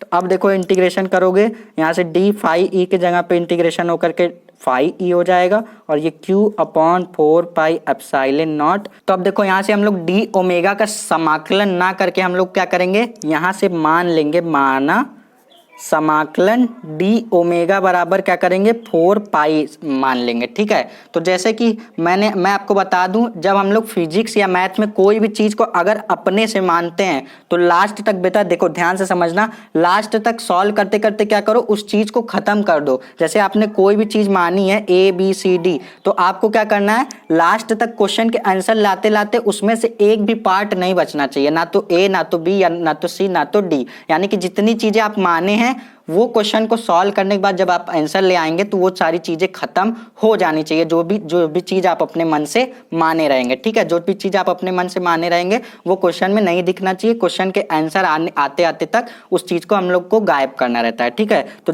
जैसे कि यहाँ पे हम लोग क्या करेंगे, समाकलन ऑफ डी ओमेगा का क्या करेंगे, बराबर हम लोग लिख देंगे 4 पाई। तो देखो 4 पाई इसलिए लिखा क्योंकि यहाँ 4 पाई से 4 पाई कैंसिल हो जाएगा हमारा, तो फाई ई इक्वल टू कितना हो जाएगा बेटा, यहाँ से q अपॉन एप्सिलॉन नॉट हो जाएगा। तो यही चीज हम लोगों ने इसमें प्रूव कर दी। तो यही चीज कह रहा था, किसी बद्ध पृष्ठ से गुजरने वाला वैद्युत फ्लक्स उस पृष्ठ से घिरे हुए आवेश का 1 अपॉन एप्सिलॉन नॉट गुना होता है। तो ये हमारा ये चीज प्रूफ हो गया, ठीक है। तो प्रूफ में ये स्टेटमेंट आप लिख लेंगे। तो आई होप कि आपको ये डेरिवेशन समझ में आ गया होगा।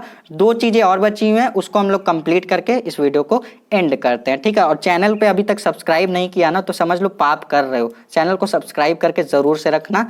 अब चलेंगे 2 टॉपिक जो बचे हुए हैं उसको भी हम लोग कंप्लीट कर लेते हैं।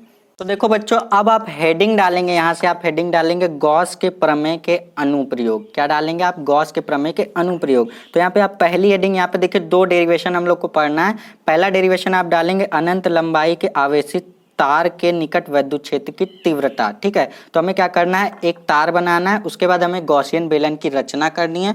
उसके बाद फिगर बनाने के बाद छोटा सा डेरिवेशन है, इसको हम लोग कंप्लीट करेंगे। फिर दूसरा एक और डेरिवेशन है, उसको हम लोग कंप्लीट करेंगे, वीडियो को एंड करेंगे, ठीक है। लेकिन चैनल को सब्सक्राइब करे बिना मत जाना, ठीक। तो यहाँ से देखो गॉस के प्रमेय के अनुप्रयोग, 2 अनुप्रयोग हैं, दोनों पढ़ेंगे। पहला यहाँ पे हेडिंग डाल लो, फटाफट से नोट्स में हेडिंग डाल लेंगे, अनंत लंबाई के आवेशित तार के निकट विद्युत क्षेत्र की तीव्रता हम लोग यहाँ पे डालेंगे, ठीक है। तो यहाँ से हम लोग करेंगे क्या कि यहाँ पे हम लोग एक तार बनाएंगे, जैसा कि यहाँ पे बोला गया है। तो यहाँ पे हम लोग क्या बनाएंगे, एक तार बनाएंगे, जैसे कि यहाँ पे मैं आपको बना के दिखा देता हूँ। ये एक लंबी सी तार है, ये आवेशित है, तो इस पे हम लोग क्या करेंगे, आवेश दे देंगे। जैसे कि यहाँ पे प्लस प्लस प्लस, इस तरीके से मैंने क्या किया, इस पे आवेश एक समान रूप से क्या किया, इस पे आवेश दे दिया। थोड़ी सी और लंबी बना लेते हैं जिससे कि फिगर थोड़ा बड़ा बने और हमें अच्छी तरीके से समझ में आए, ठीक है। फिगर थोड़ा मतलब फिगर थोड़ा बड़ा बनेगा तो हमें समझने में आसानी होगी। तो यहाँ पे प्लस प्लस हो गया आवेश। अब देखिए क्या करेंगे, यहाँ से हम लोग एक गॉसियन बेलन की रचना करेंगे। उससे पहले हम लोग क्या करेंगे, ये हम लोगों ने क्या किया, एक तार लिया जो कि आवेशित है। क्या किया, एक तार लिया। अब इस तार से कुछ दूरी पर बिंदु लेंगे, इस बिंदु का नाम P रख देंगे। अब ये P बार बार आ रहा है, ध्यान से देखो, ये P क्या कर रहा है, बार बार आ रहा है। तो यहाँ से इस तार से इस बिंदु P तक की दूरी को हम लोग क्या कर लेंगे, R मान लेंगे, ठीक है। देखो वही सारी चीजें बार बार हम कर रहे हैं, तो रिलेट करके रखना, ठीक है। तो अब देखो क्या करेंगे, हम लोग एक गॉसियन बेलन की रचना करेंगे। जैसे कि यहाँ पे मैं क्या करता हूँ, एक बेलन बनाने की थोड़ी सी कोशिश कर लेता हूँ। फिलहाल ड्राइंग तो मेरी उतनी अच्छी है नहीं, यानी कि ये जो बेलन है, इस बेलन की सतह पर ये आपका बिंदु P होना चाहिए, ठीक है। थोड़ा सा ब्लर हो गया था, उसके लिए माफी चाहता हूँ। इस तरीके से आप फिगर बना लेंगे। एक तार बनाया, तार से कुछ दूरी पर बिंदु P लगाया। अब तार से बिंदु P तक की दूरी R रखी, फिर एक गॉसियन बेलन की रचना की। तो यहाँ से एक देखिए विद्युत क्षेत्र इसका निकलेगा E वेक्टर, यहाँ से क्या निकलेगा, E वेक्टर, और यहाँ से इसके परपेंडिकुलर यहाँ पे क्षेत्र अवयव निकलेगा dA वेक्टर। ये क्या है, क्षेत्र अवयव क्या है, dA वेक्टर। अब देखो इस पूरे बेलन की लंबाई हम क्या ले लेंगे, इस पूरे बेलन की लंबाई को हम लोग ले लेंगे L। ये जो पूरी बेलन है इसकी लंबाई को हम लोग ले लेंगे L। अब देखो क्या करेंगे, इसको हम लोग थोड़ा सा सॉल्व करेंगे। और सॉल्व करने के लिए थोड़े से स्टेटमेंट आप यहाँ पर लिख सकते हैं। जो यहाँ पे जो स्ट्रक्चर बनाया मैंने, इसके स्ट्रक्चर के अकॉर्डिंग आप यहाँ पर थोड़ी सी स्टेटमेंट जो भी होगी यहाँ पे लिख लेंगे। जैसे कि यहाँ पे एक तार लिया है, इस तार में मैंने एक करंट फ्लो करा दी, यानी कि इस पे चार्ज दे दिया। चार्ज देने के बाद क्या किया, एक गॉसियन बेलन बनाया। बेलन बनाने के बाद यहाँ से कुछ दूर पर हम लोगों ने एक पॉइंट पी लिया। अब इस पॉइंट पी पर ही हम लोग क्या करेंगे, वैद्युत क्षेत्र की तीव्रता यानी कि इंटेंसिटी ऑफ इलेक्ट्रिक फील्ड निकालेंगे। तो अब फटाफट से लिख लीजिए जितनी भी लाइनें मैं बोलता जा रहा हूँ, इस फिगर के अकॉर्डिंग आप लिख लीजिए। इस फिगर को देख के आप खुद से लाइनें लिख सकते हैं, फिलहाल मैं बोल दे रहा हूँ। जैसे माना अनंत लंबाई का एक तार जिस पर प्लस क्यू आवेश एक समान रूप से वितरित है, जिससे आर दूरी पर बिंदु P है। जैसे यहाँ पे जिससे आर दूरी पर क्या है, यानी कि तार से आर दूरी पर क्या है, बिंदु P है, जिस पर वैद्युत क्षेत्र की तीव्रता हमें ज्ञात करनी है। इतनी सारी स्टेटमेंट आप लिख देंगे तो आपका काम बन जाएगा। और देखिए इसमें आप लिखेंगे क्या, इसके लिए बिंदु P से होकर, मैंने आपको क्या बताया, बिंदु P से होकर गुजरने वाले, माफ कीजिएगा, बिंदु P से होते हुए लंबाई तथा r त्रिज्या के गॉसियन बेलन का हम क्या करेंगे, रचना करेंगे। इतना स्टेटमेंट आप लिखेंगे इस फिगर के बनाने के बाद, ठीक है। फिर उसके बाद क्या करेंगे, हम संपूर्ण गॉसियन बेलन से गुजरने वाला वैद्युत फ्लक्स ज्ञात करेंगे, ठीक है। इतना चीजें आप यहाँ पर लिख सकते हैं। फिगर देखिए थोड़ा सफाई से बनाइएगा जिससे कि आपको समझने में परेशानी ना हो। अब देखिए हम लोग करेंगे क्या, तो अब हम देखिए क्या करेंगे, इसका पूरा संपूर्ण यानी कि इस पे हम लोग लिखेंगे संपूर्ण बेलन से गुजरने वाला वैद्युत फ्लक्स बराबर हम किसके लिखेंगे, एक बार वक्र का वैद्युत फ्लक्स निकालेंगे, फिर उसके दोनों समतल यानी कि ये जो दोनों समतल है उसका वैद्युत फ्लक्स निकालेंगे, ठीक है। तो टोटल यानी कि पूरा वैद्युत फ्लक्स निकालने के लिए हम लोग क्या करेंगे, पूरा वैद्युत फ्लक्स को हम लोग फाई ई से दिखाएंगे। और यहाँ से हम लोग क्या करेंगे, यानी कि हम लोग वक्र से होकर गुजरने वाला वैद्युत फ्लक्स को हम लोग फाई यहाँ से किससे दिखा देंगे, फाई 1 से दिखा देते हैं। और समतल, दोनों समतल, यहाँ पे हम लोग क्या करते हैं, दोनों समतल से होकर गुजरने वाला वैद्युत फ्लक्स दो ठो है, तो यानी कि इससे हम लोग 2 से मल्टीप्लाई करके फाई 2 कर देते हैं, ठीक है। तो अब हम क्या करेंगे, फाई 1 निकालेंगे, फाई 2 निकालेंगे, दोनों को जोड़ेंगे, देखेंगे कितना आता है, ठीक है। तो अब हम लोग सबसे पहले क्या निकालेंगे, फाई 1 निकालेंगे। ध्यान से समझना, यहाँ से हम लोग क्या निकालेंगे, फाई 1। तो हम छोटे से अवयव के लिए कर रहे हैं तो यहाँ पे डी फाई 1 लेके चलेंगे, ठीक है, क्योंकि हम लोग छोटे से पार्ट के लिए लेकर सॉल्व करेंगे। तो डी फाई 1 इक्वल टू यहाँ से हम लोग लिखेंगे E vector into D a vector. यहाँ पे क्षेत्रफल अवयव क्या है, डी ए वेक्टर, और यहाँ पे ई, यहाँ पे क्या है, वैद्युत क्षेत्र की तीव्रता, ठीक है। तो यहाँ से इस तरीके से लिख दिया। अब यहाँ से अगर आप यहाँ से देखिए, अब वेक्टर को हटाएंगे, यहाँ से d phi 1 equal to vector हटाएंगे, कॉस थीटा लगाएंगे, तो e d a cos theta हो जाएगा। अब देखिए हमें थीटा की वैल्यू निकालना है, तो जरा ध्यान से समझना थीटा की वैल्यू कहाँ से निकलेगी।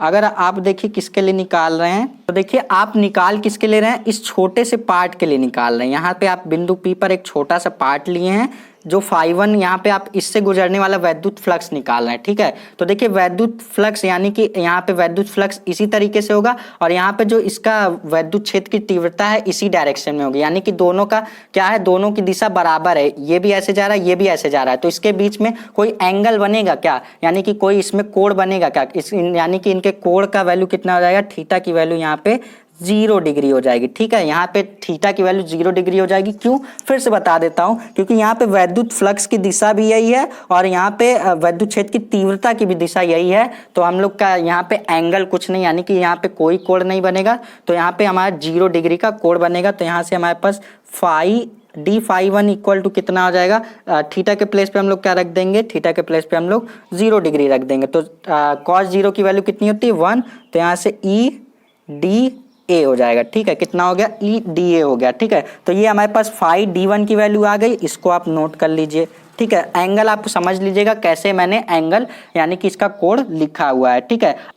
तो अब हम लोग क्या करेंगे, ये हम लोगों ने छोटे से पार्ट के लिए निकाल लिया। अब हम लोग पूरे पार्ट के लिए निकालने के लिए क्या करेंगे, इसका इंटीग्रेशन कर देंगे। तो इसका इंटीग्रेशन करिए, तो इंटीग्रेशन का साइन लगाइए, डी फाई 1 करिए इक्वल टू इंटीग्रेशन का साइन लगाइए ई डी ए करिए, ठीक है। अब देखिए क्या कांस्टेंट है उसको बाहर कर लीजिए, इंटीग्रेशन का साइन लगाइए, d phi one equal to E क्या है कांस्टेंट है, तो यहाँ से इंटीग्रेशन का साइन लगाइए और यहाँ से हो जाएगा डी ए। अब इसका समाकलन करिए, तो समाकलन करने पे देखिए आपका कितना आएगा, इसका समाकलन करने पे ये हो जाएगा phi one, d phi one समाकलन करने के बाद फाई वन हो गया, और यहाँ से ई पहले से ये कांस्टेंट था इसको बाहर कर लिया था, और डी ए का समाकलन ए हो जाएगा। तो ये फाई वन की वैल्यू आ गई। अब हम लोग सॉल्व करेंगे फाई टू, फिर phi one plus two phi two करेंगे, उसके बाद हमारा फाइनल आंसर आ जाएगा। ठीक है, टू फाई टू क्यों किया, क्योंकि यहाँ पर दो पृष्ठ हैं, यहाँ पे दोनों पृष्ठ के लिए हम लोग क्या करेंगे, वैद्युत क्षेत्र की तीव्रता निकालेंगे। ठीक है, तो अब हम लोग सॉल्व करेंगे फाई टू के लिए, तो यहाँ पे हम लोग डालेंगे डी फाई टू यानी कि छोटे से अवयव के लिए हम लोग सॉल्व करने वाले हैं। ठीक है, इस पे छोटा सा अवयव ये ले लीजिए, जैसे कि दोनों पृष्ठ है ना, दोनों पृष्ठ के लिए हम लोग सॉल्व कर रहे हैं इसीलिए टू से मल्टीप्लाई किए हैं, तो यहाँ पे छोटे से अवयव के लिए लेंगे, उसका समाकलन कर देंगे तो पूरे अवयव के लिए आ जाएगा। ठीक है, अब हमें करना क्या है, देखो हम लोग d phi equal to same यही प्रोसेस रहेगा, e vector d a vector, ये हो गया, वेक्टर हटा दो कॉस थीटा लग जाएगा, तो यहाँ से d phi two equal to क्या हो जाएगा, e d a cos theta. अब इसमें कोण ही समझना है, देखिए कोण यानी कि इसका एंगल ही समझना है। तो यहाँ से देखिए वैद्युत क्षेत्र की तीव्रता यहाँ पे इसका क्षेत्रफल अवयव क्या है, इस तरफ है, और यहाँ से वैद्युत क्षेत्र की तीव्रता इस तरफ से निकल रही है, तो वैद्युत यहाँ पे देखिए इसका क्षेत्रफल अवयव इसके क्या है, लंबवत है, और यहाँ से वैद्युत क्षेत्र इस तरफ से निकल रही है, तो यहाँ से इसका कोण कितना हो जाएगा, यहाँ से थीटा इक्वल टू हमारे पास 90 डिग्री का, यानी कि कुछ इस तरीके का कोण बना रहा है, क्षेत्रफल अवयव इस डायरेक्शन में, वैद्युत क्षेत्र की तीव्रता इस डायरेक्शन में, 90 डिग्री का कोण बन रहा है, तो ये कितना हो जाएगा हमारे पास, थीटा इक्वल टू हम लोग 90 डिग्री रख देंगे, तो यहाँ से हमारे पास d phi two equal to कितना हो जाएगा, कॉस 90 की वैल्यू कितनी होती है, कॉस 90 की वैल्यू हमारे पास 0 हो जाती है, तो ये आ गया हमारे पास डी फाई टू। अब इसका हम लोग पूरे के लिए निकालना चाहेंगे तो इसका समाकलन कर देंगे, तो समाकलन करने के बाद हमारा देखो ये integration of d phi two equal to, देखो अब इसका समाकलन करेंगे तो फाई टू इक्वल टू, यहाँ से इक्वल टू 0 है ना, तो फाई टू की वैल्यू कितनी आ गई, 0 आ गई। ठीक है, यानी कि दोनों पृष्ठ के लिए हम लोगों ने जब वैद्युत क्षेत्र की तीव्रता निकाली, दोनों वक्र पृष्ठ के लिए जब वैद्युत क्षेत्र की तीव्रता निकाली, फाई टू इक्वल टू 0 आ गया। तो अब हमें करना क्या है, मैंने आपको यहाँ पे बताया, मैंने क्या बताया, फाई यहाँ पे टोटल यानी कि कुल यहाँ पे कुल वैद्युत फ्लक्स निकालेंगे, तो फाई ई इक्वल टू मैंने आपको बताया phi one plus two phi two क्यों लगाया, क्योंकि दोनों वक्र पृष्ठ के लिए निकाल रहे हैं, तो यहाँ से हमारे पास देखो फाई वन इक्वल टू मतलब माफ कीजिएगा, फाई ई इक्वल टू कितना, फाई वन की वैल्यू रखो ई ए, और यहाँ पे प्लस 2 इंटू फाई टू की वैल्यू है 0, तो यहाँ से हमारे पास कितना आ जाएगा, यहाँ से हमारे पास देखो फाई ई की वैल्यू आ जाएगी, यहाँ से फाई ई की वैल्यू आ जाएगी हमारे पास ई ए, कितनी आ गई, ई ए आ गई हमारे पास। अब देखो गॉस का प्रमेय मैंने आपको बताया, गॉस का प्रमेय मैंने क्या बताया, फाई ई इक्वल टू मैंने आपको बताया क्यू अपॉन अपसाइलन नॉट, क्या बताया मैंने, क्यू अपॉन अपसाइलन नॉट, किसी पृष्ठ से घिरे हुए आवेश का 1 अपॉन अपसाइलन नॉट गुना होता है, वही वाला याद करो, वही चीज़ है। ठीक है, तो यहाँ पे ये मैंने आपको बताया था। तो अब क्या करेंगे हम लोग, यहाँ से देखो फाई ई के प्लेस पे क्या रख देंगे, क्यू अपॉन अपसाइलन नॉट, तो यहाँ से हो जाएगा q upon epsilon naught equal to कितना हो जाएगा, ई ए, ध्यान से समझना, इक्वल टू क्या हो जाएगा, ई ए हो जाएगा। तो अब यहाँ पे देखो वक्र पृष्ठ का यहाँ पे हमारे पास फॉर्मूला क्या होता है, वक्र पृष्ठ का क्षेत्रफल बराबर कितना होता है हमारे पास, ए इक्वल टू होता है 2 पाई आर एल, ये आपके पास फॉर्मूला होता है, वक्र पृष्ठ का क्षेत्रफल बराबर फॉर्मूला होता है 2 पाई आर एल होता है। ठीक है, तो यहाँ पे अब मैंने आपको एक चीज़ और बताई थी, सारी चीज़ें समझिएगा जरा ध्यान से, यहाँ इतने टर्म को आप नोट कर लीजिए, यहाँ तक जो मैंने आपको बताया एक एक लाइन करते हुए नोट कर लीजिए। यहाँ पे फाई टू निकाला, फाई टू की वैल्यू 2 आई, फाई वन की वैल्यू निकाला, दोनों को जोड़ा, बस इतना ही किया है, इतना वैल्यू आया, इतना नोट करो। अब आगे नेक्स्ट पेज पे मैं आपको बताता हूँ। तो देखो यहाँ तक मैंने आपको नोट करने को कहा था। अब देखो इसके बाद मैंने आपको क्या बताया, वक्र के पृष्ठ का क्षेत्रफल बराबर A equal to 2 pi R L होता है। अब मैंने एक चीज आपको और बताई थी, रेखीय आवेश घनत्व, मैंने आपको बताया था रेखीय आवेश घनत्व, अगर आपको याद हो तो मैं चिल्ला चिल्ला के बताया था लीनियर चार्ज डेंसिटी, घनत्व। लीनियर चार्ज डेंसिटी मैंने आपको चिल्ला चिल्ला के बताया था, लीनियर चार्ज डेंसिटी को हम लोग लैम्डा से दिखाते हैं। लैम्डा इक्वल टू मैंने आपको बताया था Q अपॉन L, अगर आपको याद हो तो ये आपकी क्या है, रेखीय आवेश घनत्व का फॉर्मूला है। ठीक है, तो यहाँ से अगर हम लोग Q की वैल्यू निकालना चाहें तो Q इक्वल टू हम लोग यहाँ पे लिख देंगे लैम्डा इंटू एल। तो यहाँ पे हम लोग क्या करेंगे, Q के प्लेस पे लैम्डा इंटू एल रख देंगे, तो यहाँ से हो जाएगा लैम्डा इंटू एल और अपॉन में क्या हो जाएगा एप्सिलॉन नॉट इक्वल टू क्या हो जाएगा ई, और ए के प्लेस पे क्या रखना है, ये मान रख देना है। ठीक है, ई के प्लेस पे रखेंगे 2 पाई आर एल। ठीक है, तो देखो क्या कैंसिल होगा, एल से एल कैंसिल हो जाएगा हमारे पास, और कुछ कैंसिल होगा क्या, और कुछ नहीं कैंसिल होगा। तो हमें निकालना क्या है, वैद्युत क्षेत्र की तीव्रता निकालनी है, तो यानी कि ई निकालना है। तो ई को यहाँ से बाहर निकालो, पहले उसको सबसे अकेला करने की कोशिश करो। तो ई इक्वल टू ये लैम्डा हो जाएगा, ये लैम्डा अपॉन में क्या हो जाएगा, ये 2 पाई आर और क्या हो जाएगा, ये एप्सिलॉन नॉट हो गया। तो यहाँ से अगर इसको आप अच्छी तरीके से लिखना चाहो तो यहाँ पे आप लिखोगे ई इक्वल टू ये हो जाएगा 1/2 पाई एप्सिलॉन नॉट, और इसको आप लिखोगे लैम्डा बाई आर। क्या लिखोगे, लैम्डा बाई आर। तो ये आपका वैद्युत क्षेत्र की तीव्रता के लिए फॉर्मूला आ जाएगा। किसके लिए मैंने आपको बताया, अनंत लंबाई के आवेशित चालक के निकट वैद्युत क्षेत्र की तीव्रता, जो मैंने लाइन बना के उस पर आवेश रख के उसके कुछ दूरी पर बिंदु पी लिया, उसके कारण वैद्युत क्षेत्र की तीव्रता मैंने आपको ये बता दी। ये छोटा सा डेरिवेशन था, आई होप कि आपको समझ में आ गया होगा। अब इस वीडियो का लास्ट टॉपिक पढ़ने वाला हूँ। मैं आपको बता दूं 98% चैप्टर कंप्लीट हो गया, 2% बचा हुआ है, वो भी एक डेरिवेशन की वजह से। वो डेरिवेशन खत्म करेंगे, चैप्टर क्लोज आपका। ठीक है, तो अब आपके सबर का बांध टूटता जा रहा है, मुझे पता है। अब हम लोग एक हेडिंग और डालेंगे, उसका डेरिवेशन करके इस चैप्टर को क्लोज करने वाले हैं। सो स्टूडेंट, इस चैप्टर की लास्ट हेडिंग है, जो कि आप हेडिंग डालेंगे अनंत विस्तार के आवेशित अचालक चादर के निकट वैद्युत क्षेत्र की तीव्रता। अभी हम लोगों ने क्या किया, एक तार के निकट वैद्युत क्षेत्र की तीव्रता हम लोगों ने निकाली, चालक तार था जिसके निकट हम लोगों ने वैद्युत क्षेत्र की तीव्रता निकाली। अब हम लोग क्या करेंगे, एक अचालक चादर लेंगे, एक क्या करेंगे, एक चादर लेंगे, उससे कुछ दूरी पर हम लोग क्या करेंगे, उसमें उस चादर के अंदर हम लोग गॉसियन बेलन की रचना करेंगे जैसे उस तार में किए थे, और उससे कुछ दूरी पर बिंदु पी लेंगे जिस पर हम लोग वैद्युत क्षेत्र की तीव्रता निकालेंगे। सेम उसी तरीके से है, समझना जरा ध्यान से। इसको मैं आपको फिगर की मदद से बताता हूँ। मैं आपको क्या करूँगा, एक पहले तो चादर बनाएंगे हम लोग, क्या करेंगे, पहले तो एक चादर बनाएंगे इस तरीके से मैंने एक क्या की, चादर बना दी। ठीक है, इस चादर पे हम लोगों ने क्या किया, एक समान रूप से आवेश को वितरित कर दिया, जैसे प्लस प्लस प्लस, यहाँ पे क्या है, ढेर सारे आवेश को एक समान रूप से वितरित कर दिया। समान रूप से वितरित कैसे करते हैं, सारी चीज़ें मैंने आपको बता रखी है, इसीलिए चैप्टर के एक एक टॉपिक को मैंने बहुत ही अच्छी तरीके से आपको बताया, जिससे कि किसी भी टॉपिक में आपको परेशानी ना हो। ठीक है, तो यहाँ से एक समान रूप से क्या किया, एक समान रूप से मतलब ये कि ना तो कहीं ज़्यादा ना तो कहीं तो कम। ठीक है, अब इसी चादर के बीच हम लोग क्या करेंगे, एक गॉसियन बेलन की रचना करेंगे, जैसे कि एक गॉसियन बेलन मैं यहाँ पे बना दे रहा हूँ। फिलहाल मेरी ड्राइंग उतनी अच्छी है नहीं, मैं बार बार कह रहा हूँ, तो आप इससे अच्छी बना लीजिएगा। फिलहाल बायो वाले तो बहुत जहरील एकदम, बहुत अच्छा मैंने देखा उन लोग को, क्योंकि डायग्राम बनाते बनाते उन लोग की प्रैक्टिस हो जाती है, तो उन लोग की ड्राइंग भी अच्छी हो जाती है। मैंने मैक्सिमम केसेस में देखा, आप सब उसमें सबकी तारीफ नहीं कर सकते, लेकिन मैक्सिमम केसेस में देखा है बायो वालों की मतलब ड्राइंग अच्छी होती है। ठीक है, अब देखो क्या करेंगे, अब बायो वाले खुश मत होना। ठीक है, बायो वाले खुश मत हो जाना कि सर ने तारीफ कर दी। तो अब देखो करेंगे क्या बच्चों, ये चादर लिया, अब इस चादर से यहाँ पे एक क्या करेंगे, बिंदु पी लेंगे।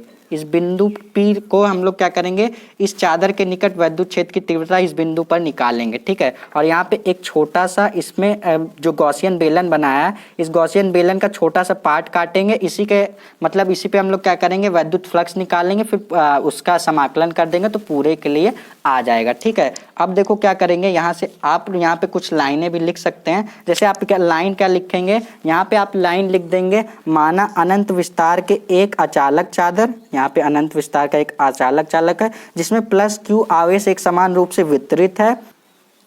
तो मैंने क्या कहा, जिससे R दूरी पर बिंदु P, जैसे कि यहाँ से इस चादर से यहाँ तक की दूरी ले लीजिए R, यहाँ से यहाँ तक की दूरी क्या ले लीजिए आप, R। तो यहाँ पे आप लिखेंगे जिससे R दूरी पर बिंदु P है जिस पर वैद्युत क्षेत्र की तीव्रता ज्ञात करनी है। इसके लिए बिंदु P से P से होते हुए गॉसियन बेलन की रचना करेंगे। जैसा कि अभी पिछला स्टेटमेंट लिखे हो सेम उसी तरीके से लिखना है, ठीक है। तो हम लोग क्या करेंगे, उसी तरीके से करेंगे जैसा कि अभी पिछले में करते आ रहे हैं। मैंने क्या किया था, फाई इक्वल टू लिखा था, मैंने फाई इक्वल टू लिखा था फाई 1 और प्लस 2 फाई 2 लिखा था। सेम इसी तरीके से करना है हमें, पहले फाई 1 निकालना है फिर फाई 2 निकालना है, ठीक है। तो अब क्या करेंगे, फाई 1 निकालेंगे। तो फाई 1 निकालने के लिए हम लोग यहाँ पे ले लेंगे डी फाई 1, छोटे से एंगल के लिए डी फाई 1 इक्वल टू हम लोग लेंगे E vector into D a vector. तो वेक्टर हटाएंगे तो कॉस थीटा लगेगा, तो डी फाई 1 इक्वल टू हो जाएगा e d a cos theta हो जाएगा, ठीक है। ई डी ए कॉस थीटा हो जाएगा। अब देखो थीटा की वैल्यू हमें निकालनी है, तो थीटा की वैल्यू यहाँ से कितनी हो जाएगी, थीटा की वैल्यू यहाँ से हमारे पास हो जाएगी 90 डिग्री। कितनी हो जाएगी, यहाँ से हमारे पास थीटा की वैल्यू हो जाएगी 90 डिग्री। मैंने आपको पिछले क्वेश्चन में ये चीज़ बता दी है, ठीक है। क्योंकि यहाँ पे इसका क्षेत्रफल अवयव कुछ इस तरीके से होगा, डी ए इस तरीके से होगा, और यहाँ पे जो वैद्युत क्षेत्र होगा इस तरीके से, यहाँ वैद्युत फ्लक्स इस तरीके से इससे गुजर रही होंगी, ठीक है। तो इसीलिए यहाँ से इसके बीच का एंगल कितना हो जाएगा, 90 डिग्री। तो कॉस 90 की वैल्यू कितनी होती है, कॉस 90 डिग्री की वैल्यू आपके पास हो जाती है 0। तो यहाँ से हमारे पास हो जाएगी, तो यहाँ से हमारे पास हो जाएगी, तो यहाँ से हमारे पास हो जाएगा d phi 1 equal to e d a cos 90 degree, ठीक है। कॉस 90 डिग्री की वैल्यू 0, यानी कि d phi 1 equal to 0। D phi 1 हो गया, इसका समाकलन कर दो, समाकलन करो, समाकलन का साइन लगा दो, डी फाई 1 इक्वल टू 0। तो फाई की वैल्यू कितनी आ गई बच्चों, फाई की वैल्यू हमारे पास 0 आ गई, ठीक है।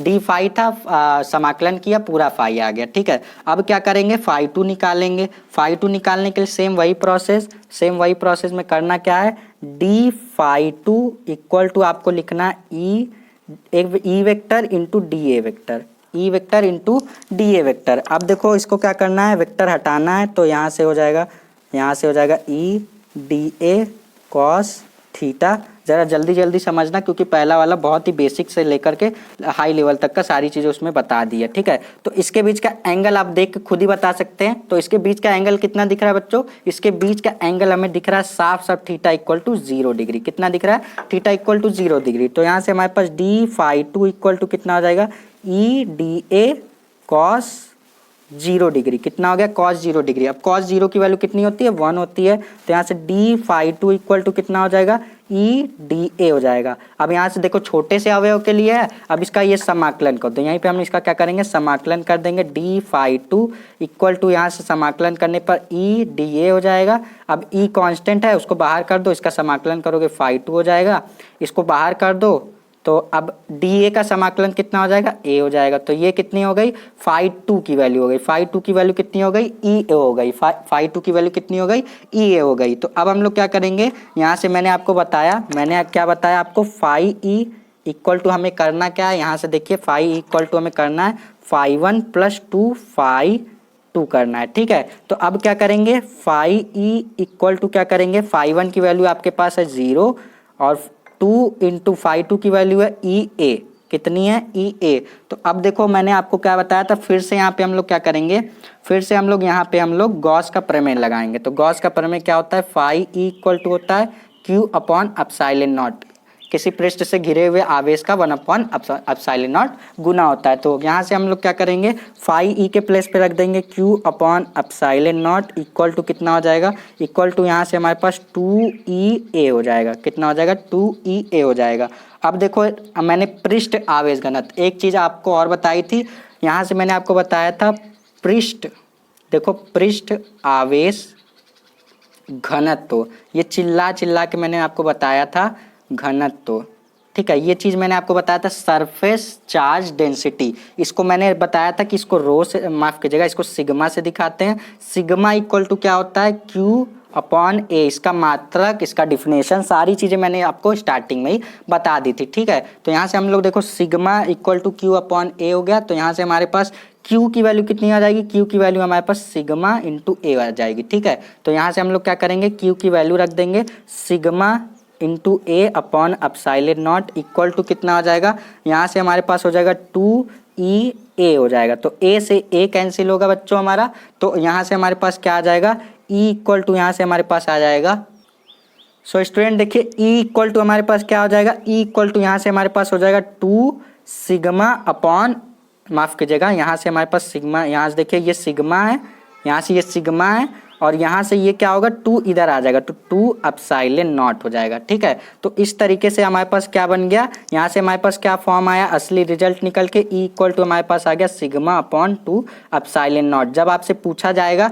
किसी, या जब आपसे हेडिंग जो आपने डाली है, जब आपसे पूछा जाएगा कि, जब आपसे पूछा जाए क्या कि अनंत विस्तार के आवेशित चालक के निकट वैद्युत क्षेत्र की तीव्रता कितनी होती है, तो आप बताएंगे e equal to sigma upon 2 epsilon naught होती है। तो यहाँ से ये चैप्टर हमारा होता है बिल्कुल खत्म। यहीं पे हम लोग डालेंगे कंप्लीट, क्या डालेंगे, कंप्लीट। ये चैप्टर हो गया हमारा पूरा कंप्लीट। तो आई होप कि आपको सारे क्वेश्चन, मतलब जितने भी टॉपिक मैंने बताए सारे टॉपिक समझ में आएंगे, डेरिवेशन समझ में आएंगे, जो जितने भी फॉर्मूले बताए मैंने सारे फॉर्मूले तैयार कर लेना। चैप्टर बहुत ही अच्छी तरीके से मैंने बताया, नोट्स आपकी प्रॉपर तरीके से मैंने बनवाई। आई होप कि आपको अच्छी तरीके से समझ में आ गया होगा चैप्टर के किसी भी टॉपिक पे अगर कहीं भी डाउट रह गया तो प्लीज़ कमेंट सेक्शन में कमेंट करिएगा, मैं आपके कमेंट का डाउट जल्द से जल्द आपके सॉल्व करूँगा। ठीक है, नेक्स्ट वीडियो में मैं आपके डाउट का सलूशन भी लेकर आऊंगा। ठीक है, तो आई होप कि वीडियो अच्छी लगी हो, तो आपको क्या करना है, इस वीडियो को मैक्सिमम लोगों तक एकदम भर भर के शेयर कर दीजिएगा, जिससे कि मुझे मोटिवेशन मिले और मैं इसी तरीके से आपका अगला चैप्टर, सेकेंड चैप्टर जो है आपका सेकेंड चैप्टर का भी वन शॉट जल्दी लेकर आऊंगा, जिसमें मैं 2.5-3 घंटे की लेक्चर में पूरा चैप्टर नंबर 2 भी कंप्लीट करा दूंगा। ठीक है, अगर आप इस तरीके का लेक्चर चाहते हैं कि 2.5-3 घंटे में वन शॉट वीडियो लेकर के मैं आपके सारे लेक्चर को मतलब सारे चैप्टर को कंप्लीट करा दूं, तो आपको सिर्फ इतना करना है कि वीडियो को शेयर करना है मैक्सिमम लोगों तक। ठीक है, अपने दोस्तों के साथ भर भर के शेयर कर दीजिएगा, चैनल पे नए तो चैनल को सब्सक्राइब कर दीजिएगा। चलिए मिलते हैं नेक्स्ट वीडियो में, तब तक के लिए धन्यवाद।